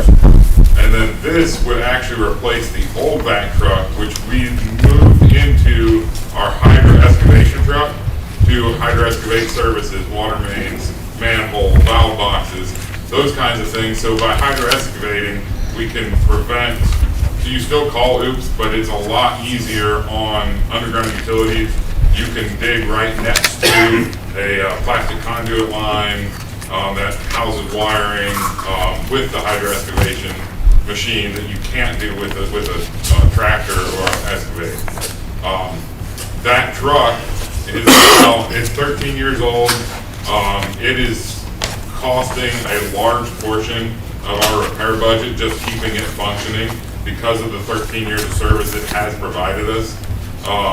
And I mean, it was used in its previous 11 years, it was used as a hydro excavation truck, as a sewer cleaning truck, as a manhole or a water or a lift station pit cleaning truck. It was used and used daily. So that's why it is in the condition that it's in. And we're trading it in? So we will be trading it in on the purchase of the new truck. Okay. I'm just making sure we're not handing it down to like the street department. No, we're trading it in. We had those conversations with the street department and said, hey, is this truck possibly better than the truck that you're currently using? And the answer was no. So that's why we're trading the truck in. Okay. Thank you, Chair. Do we have any more? Mr. Heidi. Thank you, Chair. This says this was included in the 2025 budget. Can you refresh my memory on that? How many different departments are chipping in?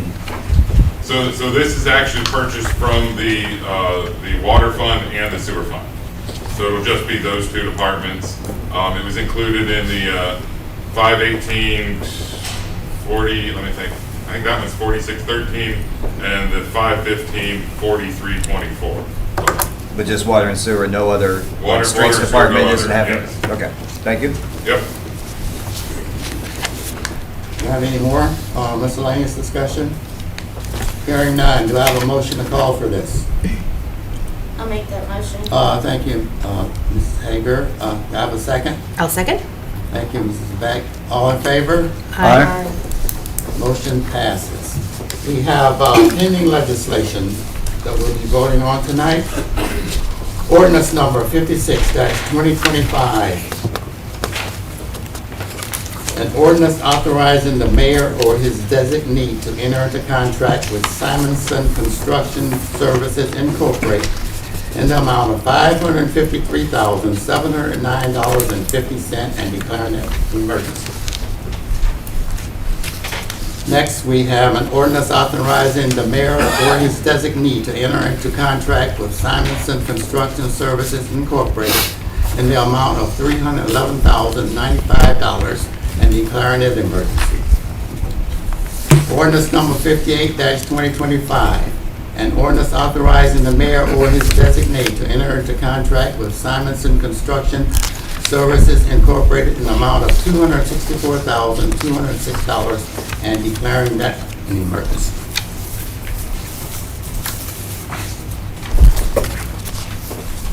Do you have any comments or discussion for these ordinance?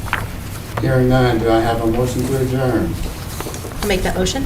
Thank you, Mrs. Beck. Second? I'll second. We are adjourned at 8:12. With that, I pass. Thank you, Mr. Griffin. Next up is Finance and Personnel with Mrs. Thompson. Thank you, Mr. President. I'd like to bring the Finance and Personnel Committee to order. It is Monday, May 12th, 2025, 8:12 p.m. here in council chambers. All members of the committee are present, which includes myself as chair, Mr. Heidig, Mr. Griffin, Mr. Greer, as well as all other council members and guests as noted on my agenda sheet. First up, we have the presentation of the finance report for the month of April 2025. Mr. Blaker. Thank you. Starting off with the health insurance fund, for the month of April, our revenues for the month was $421,000, expenditures $438,000. We're net year to date negative $133,000. Moving on to the income tax fund, our estimate for the month of April was just over 1.1 million. We actually collected about 1.38 million. Put us over our estimate for the year by about 551,000. Then we did transfer 2.2 million out of the income tax fund to the general fund. Puts us about 6 million in transfers from the income tax fund to the general fund. All the other transfers to all the other funds were completed previous month. So it's all general fund here on out. So as long as collections keep coming in, we should be able to finish up the transfers from income tax to general fund. Hopefully come like October, November, but we'll just have to see how income tax comes in the rest of the year. Moving on to the next page, statement of cash receipts and disbursements. Few funds in the negative. It's the same funds that I cover every month. The city grant fund, the FEMA fund, CDBG fund, all those are federal grant programs that we have that can be reimbursed once we expend the money. We can file for reimbursement. The other fund that's in the negative is on the next page. It's the health insurance fund. That is just due to the encumbrance outstanding. As I stated in previous months, we opened the large PO for the whole year for Summit County Health. So that is just taking up, putting that fund in the negative. So as that year goes on, that will get out of the negative slowly but surely. Looking at the last 3 months of activity, you'll notice the general fund increased slightly. Part of that has to do with the net transfers. Our net transfers in the month of April was 2.2 million. But our disbursements were up, our encumbrances outstanding went up, and that's what's drawing down that balance more. So even though we transferred a lot more, we have about 410,000 more in expenditures this past month, and then our encumbrances outstanding went up by about $1 million.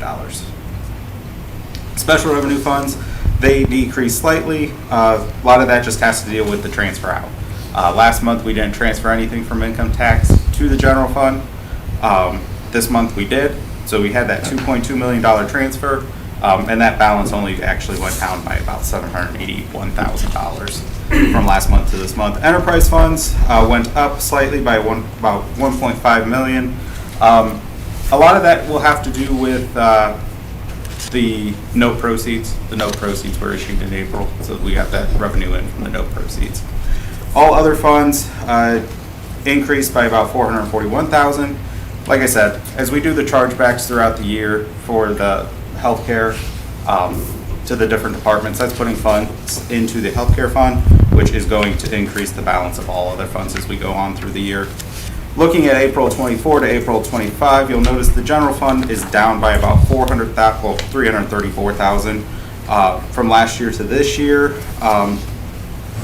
But One thing to note is our transfers are a little bit behind from last year to this year. So last year we were about 6.4 in transfers. This year we're 6.05. So that's about $3.5 million difference right there, or $350,000 difference. Long night.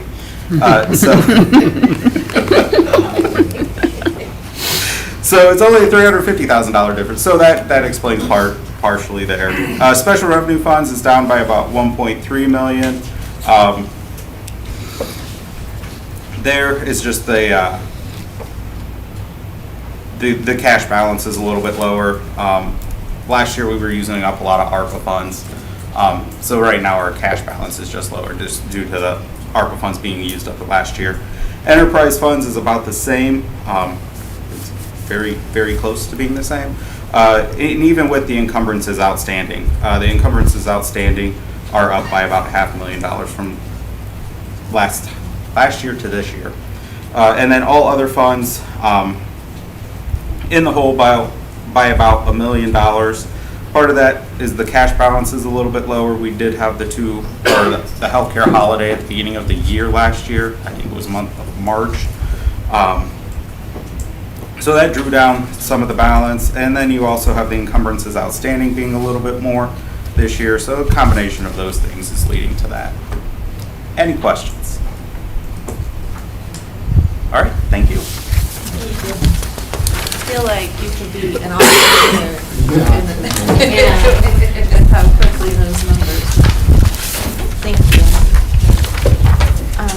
If there are no questions for Mr. Blakert, can I have a motion to call for the acceptance of this? I'll make that motion. Thank you. And a second? Yeah, second. Those in favor? Aye. Wonderful. For pending legislation, we have ordinance 53-2025, appropriating $3,000 to the parks operating budget. This is for yearly activities and events at the Active Adult Center. Any remarks? Ordinance 55-2025. This would be to enter into contract with NFP Corporation Services, Ohio, Inc., for the purpose of consulting and brokerage services for the city of Barberton and declaring an emergency. Are there any remarks? Ordinance number 59-2025, appropriating $500,000 from the unappropriated item of the city grant fund to the planning department's operation and maintenance budget, declaring an emergency. Any remarks? And lastly, we've got ordinance number 60-2025. This is to create a new fund, City Hall/Justice Center Project Fund, and declaring an emergency. Any remarks? Hearing none. Any miscellaneous discussion from either the committee or the body for finance and personnel? Anything from the gallery? With nothing else, do I have a motion to adjourn, please? So moved. Thank you. And a second. I'll second. We are adjourned at 6:20, or 8:20. Long night. You will. All right, It is. thank you, Mrs. Thompson. We're going to roll right into our regular legislative meeting. I'll give everybody like 30 seconds to get their stuff in order.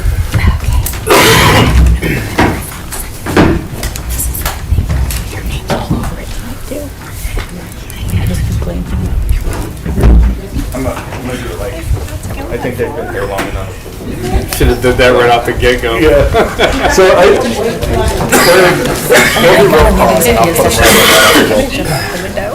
don't think we're going out for a drink already. Well, one last time for the road, you know? Oh, right. All right, this is a regular legislative meeting of Barberton City Council. Today is Monday, May 12th, 2025. I call this meeting to order at 8:21 p.m. Please stand for the Pledge of Allegiance, followed by invocation by Mrs. Hagan. I pledge allegiance to the flag of the United States of America and to the republic for which it stands, one nation, under God, indivisible, with liberty and justice for all. Dear Heavenly Father, thank you for bringing us together this evening. Thank you for all the discussion that we were able to have. Thank you for keeping our minds on our constituents and the people of Barberton. Please keep our first responders and our military under your watchful eye and protect them. And especially as this week is Police Honor and Awareness Week, please honor those who have given the ultimate sacrifice. In your name we pray. Amen. Amen. Thank you, Mrs. Hager. Clerk, can you call the roll, please? President Greer. Present? Mr. Hyden. Here. Mrs. Thompson. Here. Mrs. Hager. Here. Mr. Easterling. Here. Mr. Griffin. Here. Mrs. Beck. Here. Ms. Gephardt. Here. Mr. Hare. Here. Awesome, thank you. I'm going to break some rules here, and we're going to present the resolutions now. I apologize. This week's been long. I owe a lot of people chicken dinners, and you guys are going to be on that list now. So, I apologize for the wait. So we'll present the resolutions before we do the start continuing down. And we're going to start with David. Resolution number 45-2025, titled Commendation, David Semivan.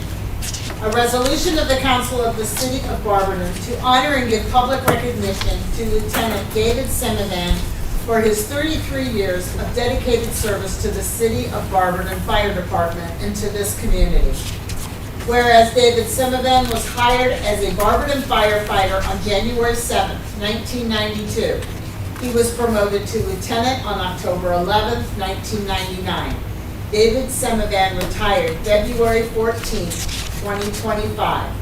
And whereas during his service to the fire department and city, Lieutenant Semivan was certified in State of Ohio Firefighter Level 2, State of Ohio Paramedic, State of Ohio Fire Instructor, State of Ohio Fire Inspector, State of Ohio Incident Safety Officer, NFPA Fire Officer 1 and 2, Volunteer Firefighter, Incident Command NIMS 100, 200, 300, 400, 700, and 800, and has received an Associate of Applied Science Fire Protection Technology degree from the University of Akron.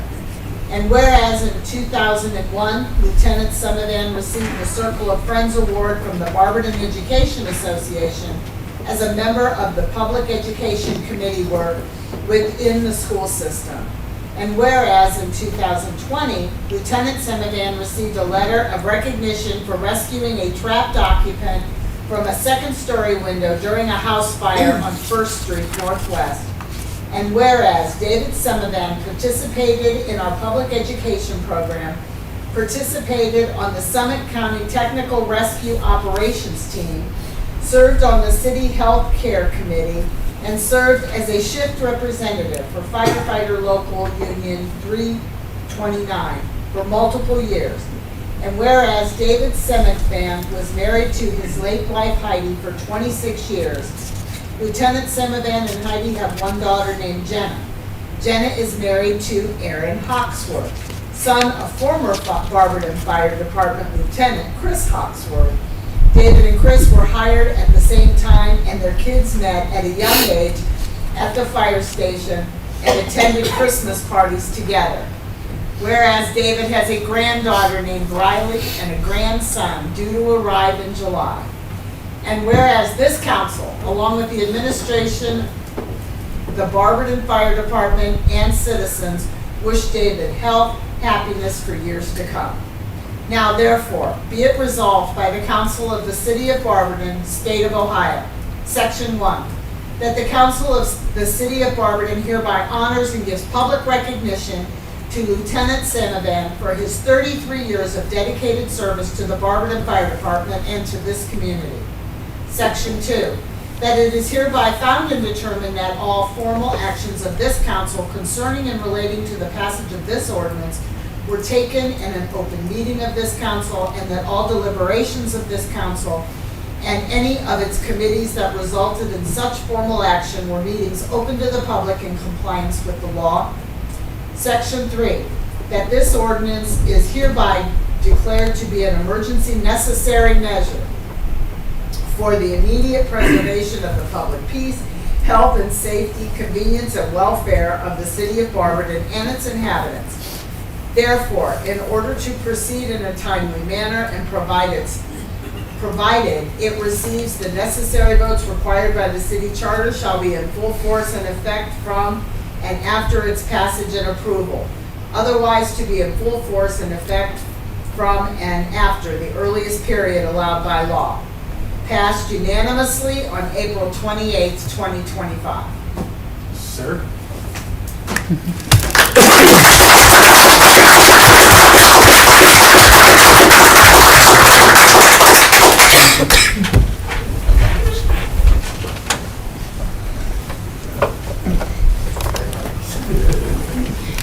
Well, I was hoping somebody'd get their picture. The chief, the retired chief's getting a picture.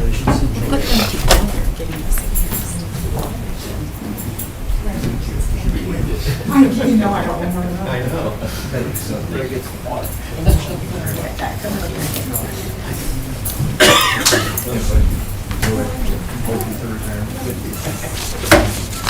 President Greer, can we get a picture of the two of you together? So, You guys, when you were handing it? yeah, we can. If you'd like to say anything, you can, David. You can say something. Easy speeches. Or Iona, if you want to say something, Chief, back there, Chief Politek. As the new chief, would you like to? Actually, Lieutenant Semiman, we spent many days together. He was one of my lieutenants for years. He was brave enough when I was driving. I kept ducking when we got close to telephone poles and stuff like that. But Dave and I broke a lot of bread together, had a lot of sleepless nights together, a lot of joys, a lot of laughs, and a lot of pain, a lot of sorrows. I do wish him the best. He was a huge impact on myself as well as other firefighters. Couldn't ask for a better leader and keep calm in precarious situations. I know a couple come to mind that I'm not going to talk about, but Dave was always that guy there that, I'll tell you what, he came through in a minute, and we had a lot of great laughs together, and we used to sing to each other, but we're not going to get into that either. There's a Toby Keith song that says, "I'm not as good as I once was." And he always said, I used to talk about my best friend Dave, and we would say that to each other. So anyway, I know he loves the warmer climates, and I'm sure climates, and he will be down in a warmer area. And I'm going to miss him in the cold. I know he's not going to miss us. So best wishes to you, Lieutenant Semiman, and greatly appreciate all the time and service you gave to the city. Thank you. All right. Thank you, Dave. Thank you for sitting through all of this too. See, I would have sat through it all the time. So it's nothing for him, but for you. Yep, we'll roll over to Steve. Resolution number 46-2025. Title, Commendation, Stephen Iona. A resolution of the Council of the City of Barberton to honor and give public recognition to Chief Stephen Iona for his 36 years of dedicated service to the City of Barberton Fire Department and to this community. Whereas Stephen Iona was hired as a Barberton firefighter on January 7th, 1989, he was promoted to lieutenant on April 27th, 1996. He served as EMS coordinator from 1996 to 2021. Stephen was promoted to captain fire marshal on April 30th, 2020, and was promoted to chief on July 22nd, 2022. And whereas during his service to the fire department and city, Chief Iona was certified in State of Ohio firefighter level 2, State of Ohio paramedic, State of Ohio fire instructor, State of Ohio fire inspector, State of Ohio incident safety officer, Ohio fire officer, OFA, NFPA fire officer 1 and 2, volunteer firefighter from 1979 to 1989, at Incident Command NIMS 100, 200, 300, 400, 700, and 800. And whereas during his service, Stephen has received many awards, citations, and notable actions such as becoming an EMT in 1980 and in 1982 becoming an EMTP paramedic. In 1982, Stephen received an associate and bachelor's degree in business administration from Stark State and Kent State. In November of 1989, he was one of Barberton Fire Department's original paramedics. Whereas in September of 1990, Stephen received a commendation recognizing his professionalism and expertise while performing an extraction at a traumatic traffic accident. In 1992, his heroic actions led him to being burned while rescuing a toddler from a house fire on South Van Buren. In 1998, Stephen assisted in the rescue of an adult victim from a house fire on East Hoppekin. And whereas in 2004, Stephen was part of a solo rescue of a fellow firefighter from an extremely hazardous condition at Ryder Dairy. In 2005, he assisted in the rescue of an adult and 2 children from a house fire on South Van Buren. And whereas in 2020, Stephen received a recognition letter for his involvement in the cleanup efforts of a property on Lambert Street that was considered a major concern for neighbors in our city administration. And whereas in 2021, Stephen received a master's degree in public administration from Providence University. And whereas in his 36 years of service, Stephen has served on many different special teams and committees, such as the Paramedic Advisory Board from SUMA, Akron General, and Stark State from 1996 to the present. He has been a firefighter investigator since 1996 with 445 investigations completed. Stephen has served on the negotiating committee and is a shift representative for Firefighter Local Union 329 for multiple years. And in 2020, he helped initiate South Summit Fire Investigation Unit. And whereas Stephen Iono is married to his lovely wife Cindy, whom they share daughters Penny, married to Scott, and Kristen, married to Anthony, sons Stephen and Nicholas, and grandchildren Cecilia, Sophia, Luke, Ruby, and dog Ziggy. And whereas this council, along with the administration and the Barberton Fire Department and citizens, wish Stephen health and happiness for the years to come. Now therefore be it resolved by the Council of the City of Barberton, State of Ohio, Section 1, that the Council of the City of Barberton hereby honors and gives public recognition to Chief Steve Iono for his 36 years of dedicated service to the Barberton Fire Department and to this community. Section 2, that it is hereby found and determined that all formal actions of this council concerning and relating to the passage of this ordinance were taken in an open meeting of this council, and that all deliberations of this council and of any of its committees that resulted in such formal action were meetings open to the public and in compliance with the law. Section 3, that this ordinance is hereby declared to be an emergency measure necessary for the immediate preservation of the public peace, health, safety, and convenience and welfare of the city of Barberton and the inhabitants thereof, in order to proceed in a timely manner and provide it receives the necessary votes required by the city charter, shall be in full force and effect from this date after its passage and approval, otherwise to be in full force and effect from and after the earliest period allowed by law. Passed unanimously on April 28, 2025.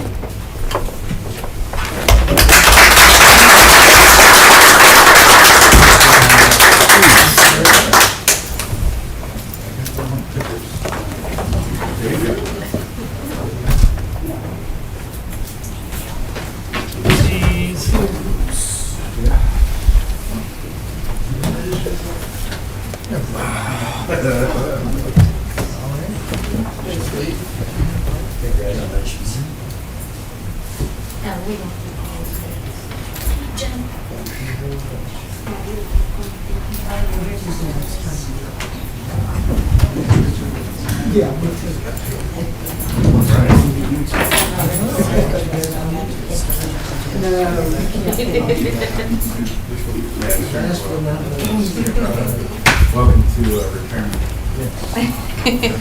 Don't end up like this guy. Yeah. Don't come back. Do it real quick so they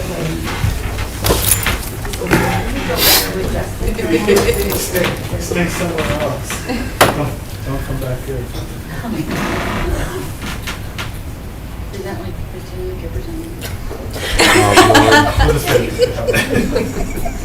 Thank you. Thanks, Dave. Enjoy.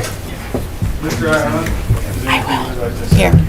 Well, I just want to say thank you guys for the opportunity to not only serve for 36 years, but 3 years as your chief. It was Okay, you're welcome. quite I have the to do it adventure. after. Being on the other side of the, of the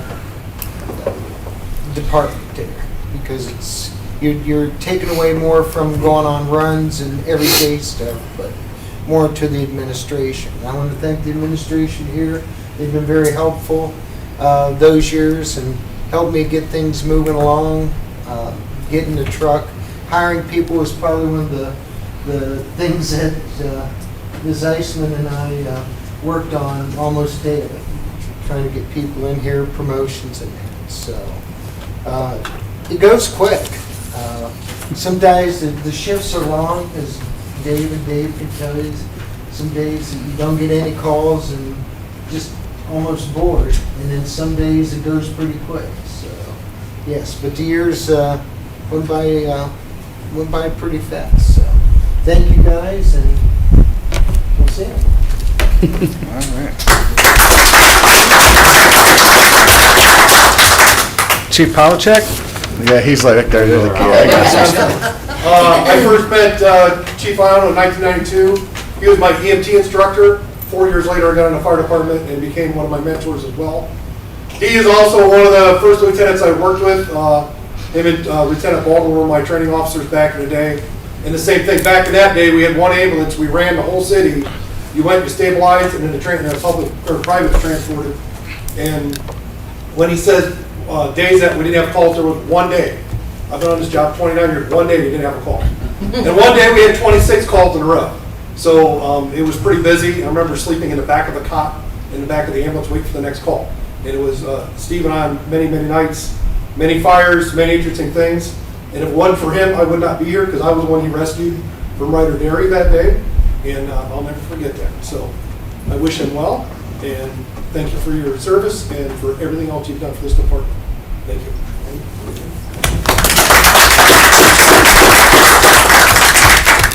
Mayor, you got anything? Yeah, I want to thank both of you guys. Combined, I think 69 years of service here. The dedication that you guys have and all the criteria and certifications that you guys have. You know, we as a public take our safety forces sometimes for granted that we get to play outside, we drive around, we go to bed and we sleep nice at night, and not always realizing that there's people out there 24/7 keeping us safe. So I want to thank you guys for your dedication and your hard work. Congratulations on your soon-to-come grandson.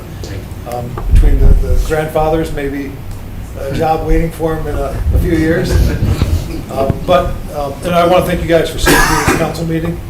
Very important things being discussed, so I appreciate your patience. You're welcome back anytime. All right. Well, thank you, gentlemen. Thank you for everything. Is there anything else from the body? I don't. All right. You are released. No. Yeah, that is it. Thank you guys again. Thank Appreciate you. it.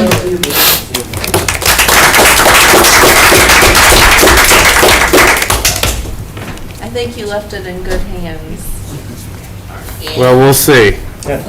Oh. Basically, He's not run. even listening. You don't care now. You don't care now. Yes, sir.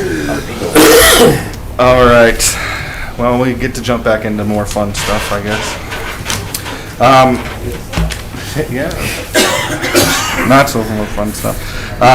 Approval of minutes. Approval of the minutes of the regular legislative meeting held on Monday, April 28th, 2025, as presented. Mr. Heidick. Thank you, Mr. President. I move to approve the minutes of the regular legislative meeting from Monday, April 28th, 2025. Thank you. Mrs. Thompson. Thank you, Mr. President. I'd like to second Mr. Heidick's motion to approve the minutes. Thank you. A motion was made by Mr. Heidick and seconded by Mrs. Thompson to approve the minutes of the regular legislative meeting held on Monday, April 28th, 2025, as presented. Are there any remarks or comments? All those in favor signify by saying aye. Aye. Opposed? Nay? All right. Minutes are adopted. Petitions and claims. There are none. Matters requested. They've all been dispersed. Citizens addressing council. I checked and there was no paperwork out there. We have none, I looked at. Okay. All right. There are none. So we'll hop into first reading of ordinances and resolutions. Ordinance number 52-2025 presented by Mrs. Beck.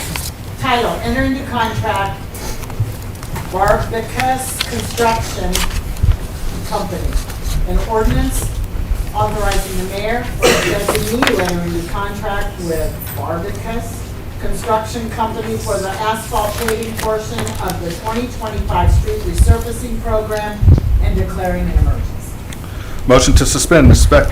Thank you, Mr. President. I move that the rule as required by Section 5.10 of the Barberton City Charter be suspended. Thank you. Mr. Harris? Thank you, Mr. President. I'd like to second Mrs. Beck's motion on suspension. Thank you. A motion was made by Ms. Beck and seconded by Mr. Harris to suspend the rule as required by Section 5.10 of the Barberton City Charter. Are there any remarks?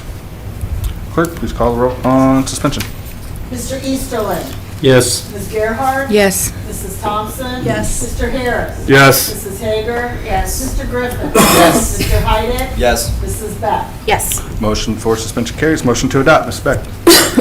Thank you, Mr. President. I would like to adopt ordinance number 52-2025. Thank you. Mr. Harris? Thank you, Mr. President. I'd like to second Mrs. Beck's motion on adoption. Thank you. A motion was made by Mrs. Beck and seconded by Mr. Harris to adopt ordinance number 52-2025. Are there any remarks? Clerk, please call the roll for adoption.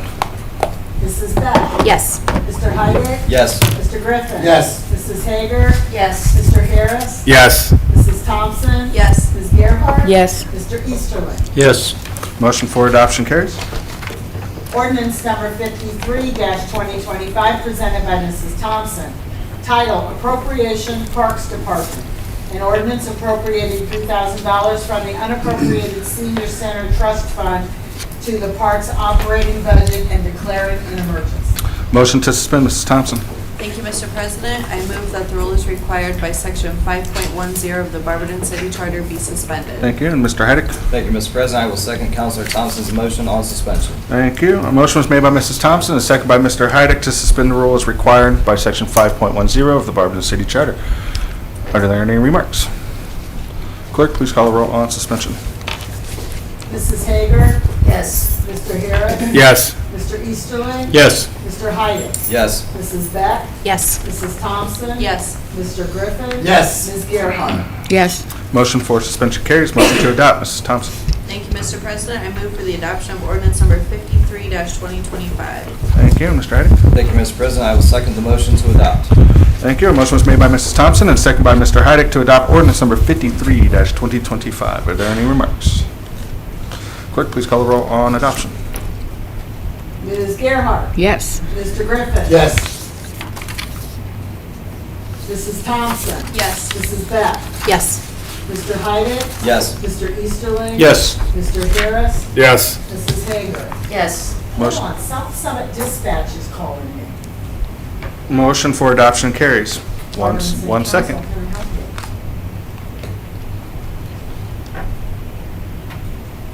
you? No, nobody called it from here. I'm in the middle of Barberton Council meeting.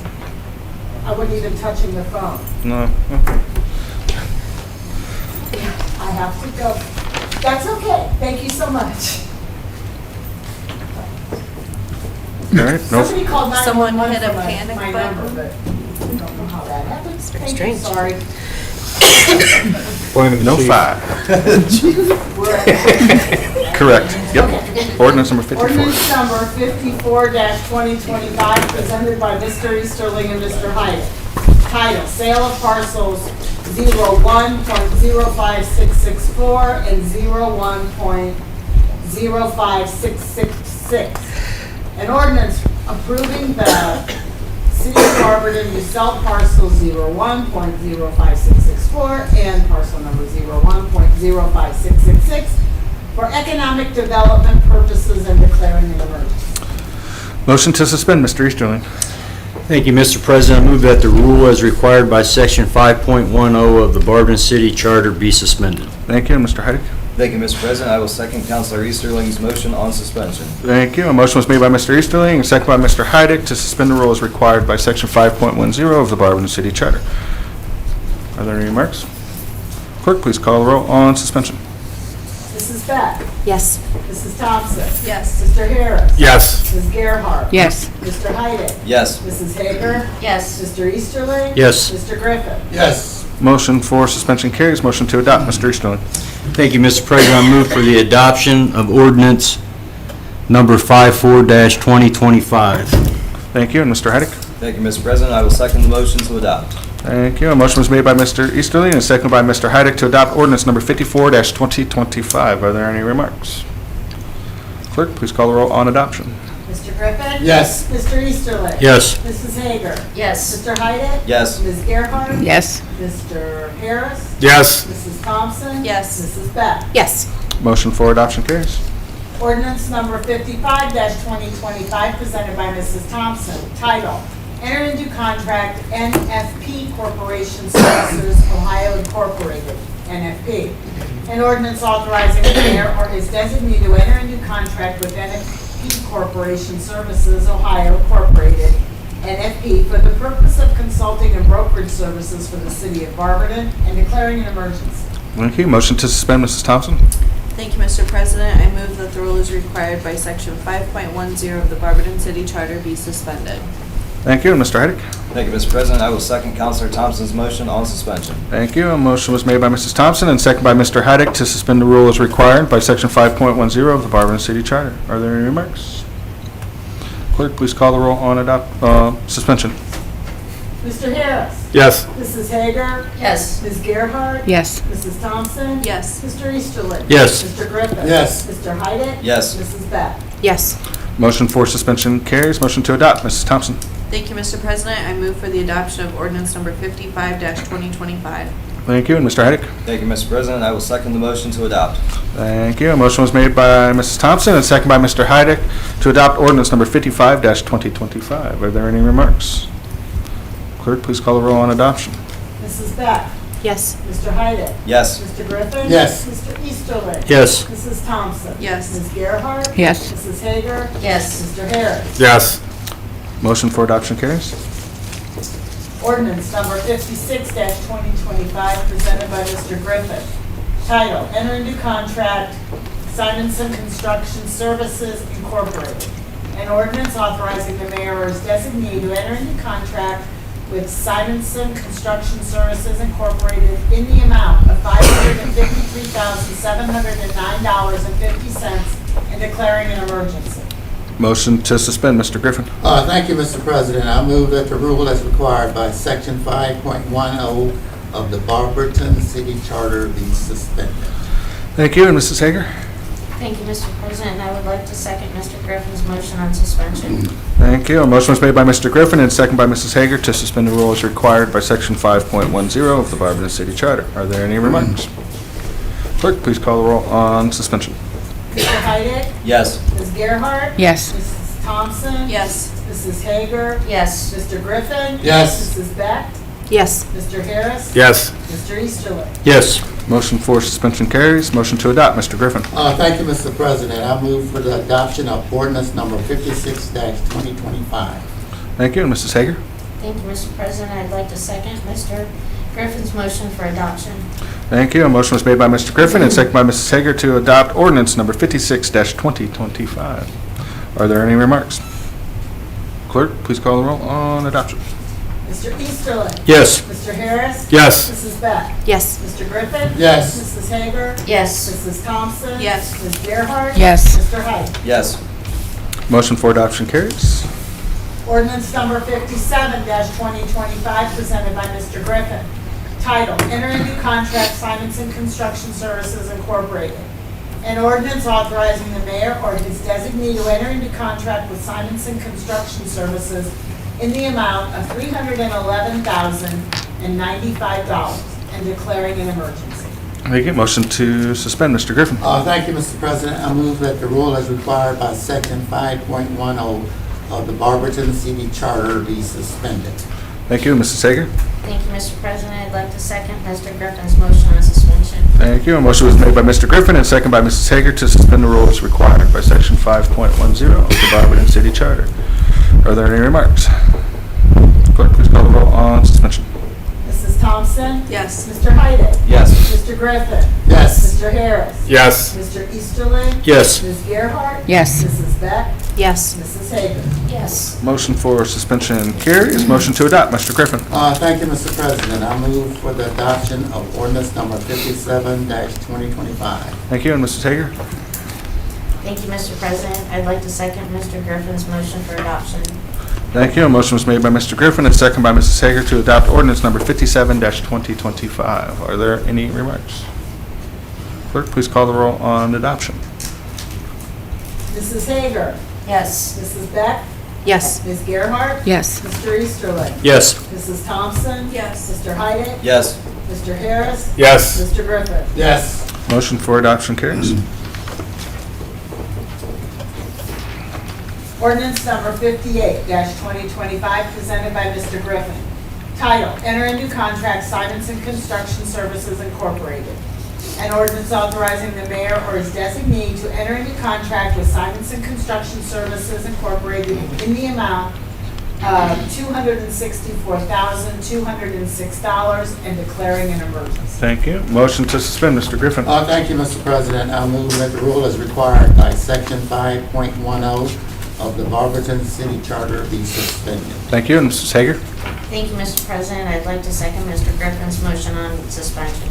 Thank you. A motion was made by Mr. Griffin and second by Mrs. Hager to suspend the rules required by Section 5.10 of the Barberton City Charter. Are there any remarks? Clerk, please call the roll on suspension. Mr. Easterling? Yes. Mrs. Beck? Yes. Mrs. Hager? Yes. Mr. Griffin? Yes. Ms. Gerhart? Yes. Mr. Harris? Yes. Mrs. Thompson? Yes. Mr. Hyden? Yes. Motion for suspension carries. Motion to adopt. Mr. Griffin. Thank you, Mr. President. I move for the adoption of ordinance number 58-2025. Thank you. Mrs. Hager. Thank you, Mr. President. I'd like to second Mr. Griffin's motion for adoption. Thank you. A motion was made by Mr. Griffin and second by Mrs. Hager to adopt ordinance number 58-2025. Are there any remarks? Clerk, please call the roll on adoption. Mr. Hyden? Yes. Mrs. Thompson? Yes. Mr. Harris? Yes. Ms. Gerhart? Yes. Mr. Griffin? Yes. Mrs. Hager? Yes. Mrs. Beck? Yes. Mr. Easterling? Yes. Motion for adoption carries. Ordinance number 59-2025, presented by Mrs. Thompson. Title, Appropriation Planning Department.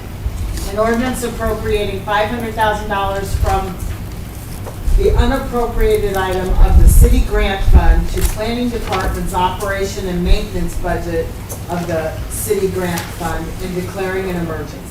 Motion to suspend, Mrs. Thompson. Thank you, Mr. President. I move that the rule is required by Section 5.10 of the Barberton City Charter be suspended.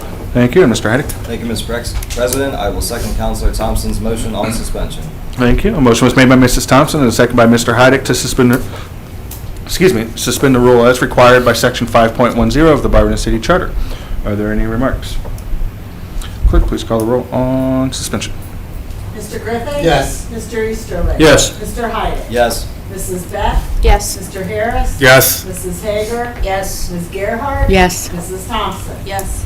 Motion for suspension carries. Motion to adopt, Mrs. Thompson. Thank you, Mr. President. I move for the adoption of ordinance number 59-2025. Thank you. Mr. Heidick. Thank you, Mr. President. I will second the motion to adopt. Thank you. A motion was made by Mrs. Thompson and second by Mr. Heidick to adopt ordinance number 59-2025. Are there any remarks? Clerk, please call the roll on adoption. Mrs. Thompson? Yes. Ms. Gerhart? Yes. Mrs. Hager? Yes. Mr. Harris? Yes. Mrs. Beck? Yes. Mr. Hyden? Yes. Mr. Easterling? Yes. Mr. Griffin? Yes. Motion for adoption carries. Ordinance number 60-2025, presented by Mrs. Thompson. Title, Create New Fund, City Hall Justice Center Project Fund. An ordinance authorizing the Director of Finance to create a new fund, the City Hall Justice Center Project Fund, and declaring an emergency. Thank you. Motion to suspend, Mrs. Thompson. Thank you, Mr. President. I move that the rule is required by Section 5.10 of the Barberton City Charter be suspended. Thank you. And Mr. Heidick? Thank you, Mr. President. I will second Counselor Thompson's motion on suspension. Thank you. A motion was made by Mrs. Thompson and second by Mr. Heidick to suspend the rules required by Section 5.10 of the Barberton City Charter. Are there any remarks? Clerk, please call the roll on suspension. Ms. Gerhart? Yes. Mr. Griffin? Yes. Mrs. Beck? Yes. Mr. Easterling? Yes. Mrs. Thompson? Yes. Mrs. Hager? Yes. Mr. Heidick? Yes. Mr. Harris? Yes. Motion for suspension carries. Motion to adopt. Mrs. Thompson. Thank you, Mr. President. I move for the adoption of ordinance number 60-2025. Thank you. Mr. Heidick? Thank you, Mr. Wait, I lost my place. The suspension or? Adoption on 60. I'll second the motion to adopt. It's been that kind of. Thank you. A motion was made by Mrs. Thompson and second by Mr. Heidick to adopt ordinance number 60-2025. Are there any remarks? Clerk, please call the roll on adoption. Mr. Harris? Yes. Mr. Heidick? Yes. Mrs. Hager? Yes. Mrs. Thompson? Yes. Mr. Easterling? Yes. Mrs. Beck? Yes. Mr. Griffin? Yes. Ms. Gerhart? Yes. Motion for adoption carries. Ordinance number 61-2025, presented by Mr. Heidick and Mrs. Beck. Title, Donation of Property, Newell Street and Norton Avenue. An ordinance allowing the city of Barberton to accept 3 parcels of land donated from the Barberton City Schools located within Newton Park and declaring an emergency. Motion to suspend, Mr. Heidick. Thank you, Mr. President. I move that the rule required by Section 5.10 of the Barberton City Charter be suspended. Thank you. And Mrs. Beck? Thank you, Mr. President. I would like to second Mr. Heidick's motion on suspension. Thank you. A motion was made by Mr. Heidick and second by Mrs. Beck to suspend the rules required by Section 5.10 of the Barberton City Charter. Are there any remarks? Clerk, please call the roll on suspension. Mrs. Hager? Yes. Mr. Harris? Yes. Mr. Easterling? Yes. Mr. Heidick? Yes. Mrs. Beck? Yes. Mrs. Thompson? Yes. Mr. Harris? I'm sorry, Mr. Griffin? Yes. Ms. Gerhart? Yes. Motion for suspension carries. Motion to adopt. Mr. Heidick. Thank you, Mr. President. I move to adopt ordinance 61-2025. Thank you. And Mrs. Beck? Thank you, Mr. President. I would like to second Mr. Heidick's motion on adoption. Thank you. A motion was made by Mr. Heidick and seconded by Mrs. Beck to adopt ordinance number 61-2025. Are there any remarks? Clerk, please call the roll on adoption. Ms. Gerhart? Yes. Mr. Griffin? Yes. Mrs. Thompson? Yes. Mrs. Beck? Yes. Mr. Heidick? Yes. Mr. Easterling? Yes. Mrs. Hager? Yes. Mr. Harris? Yes. Motion for adoption carries. This ends the first reading. Second reading of ordinances and resolutions. We have none. Third reading of ordinances and resolutions. We have none. Appointments. None. Miscellaneous and unfinished business. We don't have anything. Communication from department heads? Anything? Everybody in this room looks like they just got done doing like a 24-mile like rock march. Brings me back to the old days. Okay, anything from the body? Ms. Garrett? I'm so sorry. I have to just get them out there. I had 2 residents reach out with questions. So do we have any update on the Magic Marketplace, Mayor? The Cox Powell building? No, been working with the developer to transfer that development agreement together. Okay, so it's just still, but it's still going through and everything, okay. And then, I know we've talked before about the feral cats, and like you're not allowed to feed them and we're not allowed to have feral cats. But is there a way to like round them up? Because I have people complaining that they're like spraying, Yeah. and I don't know what to tell them.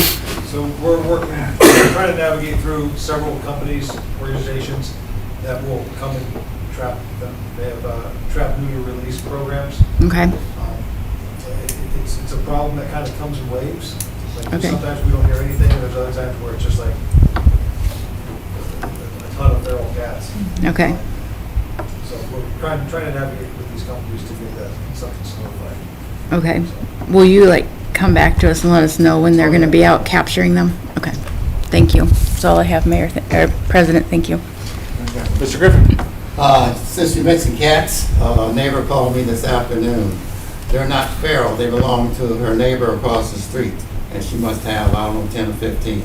And they just come over to her house, and she was just crying, and her kids can't play in the yard, grandkids, because they're bringing Yeah. stuff in the house. And I talked to Mrs.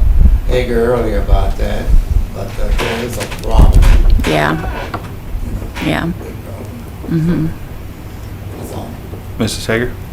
Just to let you know, Mrs. Gerhart, you can, there are some people out there, just on like the Barberton Lost and Found groups and just in some of the Barberton groups on Facebook, that will do, bless their hearts, their godsends, will do trap, neuter, and release. So you can put a post, or tell your constituent to put a post on Facebook and just say, hey, I've got a lot of feral cats around. Is anybody doing trap, neuter, release in my area, or is there somebody new who I can reach out to? And that'll prevent this spraying issue and going to the Yeah, bathroom once everywhere? It's the males that are spraying. Okay. Females don't generally spray, but once they're neutered, usually they need to be neutered when they're young, and it'll stop Okay. it. Once they're full-grown adults, they can still spray, but sometimes not. Is there like cat repellent somebody can buy? A I dog. don't Like deer repellent, A you know? dog. I know cats Now we'd have a absolutely feral dog hate- problem. Yeah, cats absolutely hate the smell of oranges. I have 4 cats, mine are all indoor and fixed, but they hate the smell of oranges. Too So bad you we're not can- like a citrus growing state. Well, there's all kinds of citrus smelling cleaners and stuff. you See if can- they'll spray that. Okay. Okay. Thank you. You're welcome. Thank you, Mrs. Hager. Is there anything else from the body? I do just have one real quick thing. Directly after the communication from the mayor, we do have an executive session, just to add on to things. calls for this But just want to remind everybody, like, Yeah. after the communication from the mayor, we're going to go into an executive session, so. Oh, I thought we were leaving.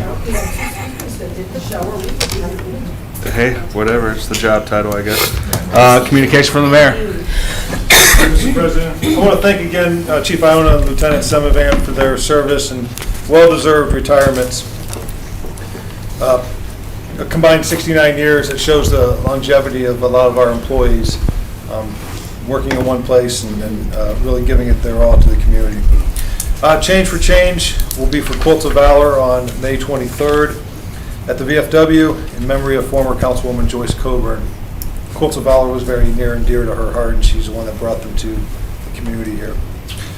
This weekend, I want to thank the council members who were there, but the Foundation Fields were dedicated to the memory of Bob Kershka, a former city employee who tragically lost his life 20 years ago. Bob was very active in the community, especially in sports and softball as a player and a coach and organizer. If you knew Bob, he's a true Barbertonian. We continue to look, even though we've entered into contract, we continue to look at electric rates. So Barberton's at 9.32. We saw today that one company was at 10%, one was at 9.19. So a little lower, but there was an early termination fee, and I don't know what that fee was.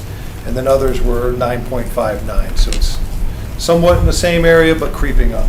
So obviously here at City Council, there's been a lot of talk, as there always is during the springtime, about property maintenance. Last week, after council, Councilman Harris and I stayed after, had a good conversation about it. And our crews are out there, they're extremely busy addressing issues in their zones, issuing warnings, citations, and working through the process. As you've heard over the past few weeks, my administration's been busy working on shoring up the processes, working internally with property maintenance and utilities and all that, and kind of putting everything together. We continue to work hard on addressing these issues and making them better. We want your feedback. We want your input. So as I continue setting up meetings with council members, this is one of the areas that we'll discuss. So just to let you know, as I'll be reaching out, continuing to reach out to meet with you guys, and this is one of the major points I want to meet with you guys about. This Saturday is the Jeep Davis 5K, another Barbertonian the race is named for, that has done a lot in the city of Barberton and dedicated his life to education as well. I want to thank the Charter Review Commission. They did a great job over the past few weeks with their discussions and proposals. I want to thank the law director for sitting in and kind of helping to navigate through that process. As the chair stated, they had a great review and discussion and meetings, and they got this to City Council in record time. So I want to thank them for their hard work. And then just lastly, as stated earlier, this is National Police Week, so if you see a police officer, say thank you. Any questions for me? Yes.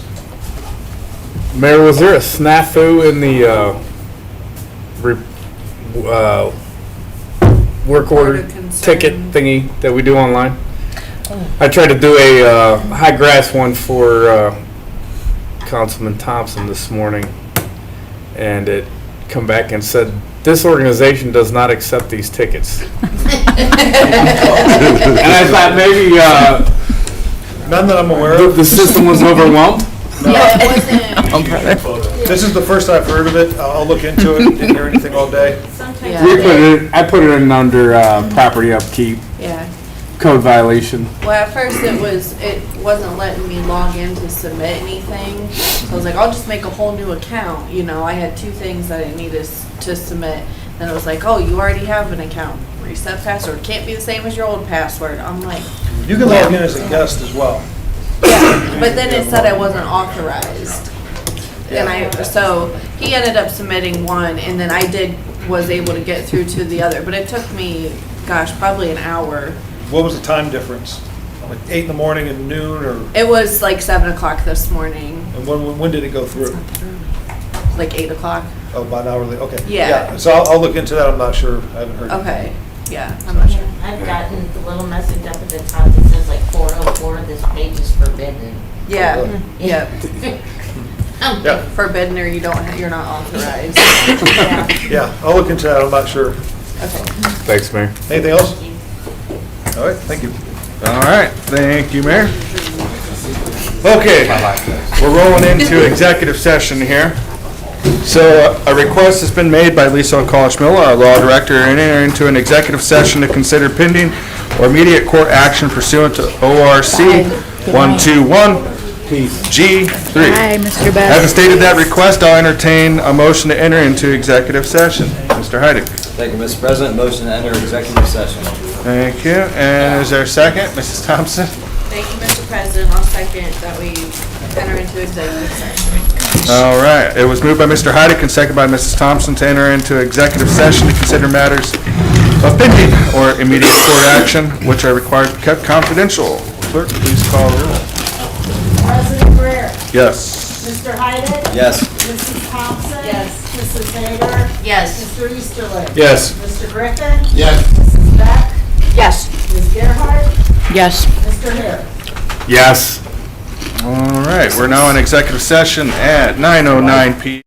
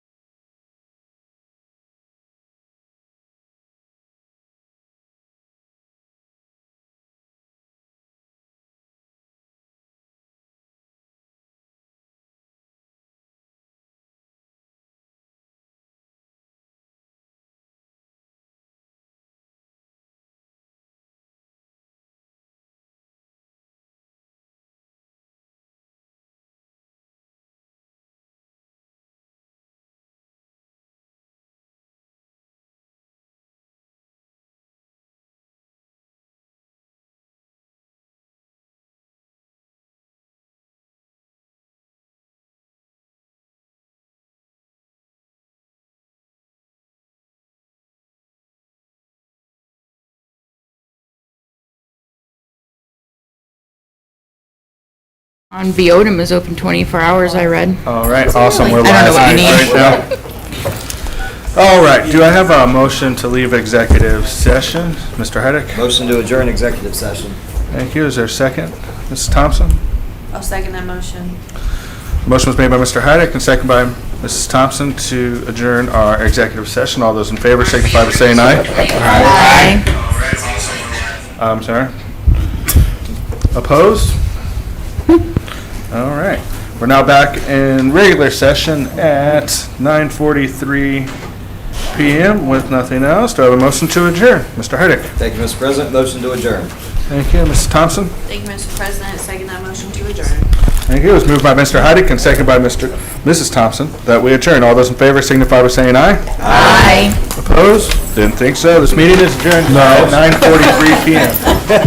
No.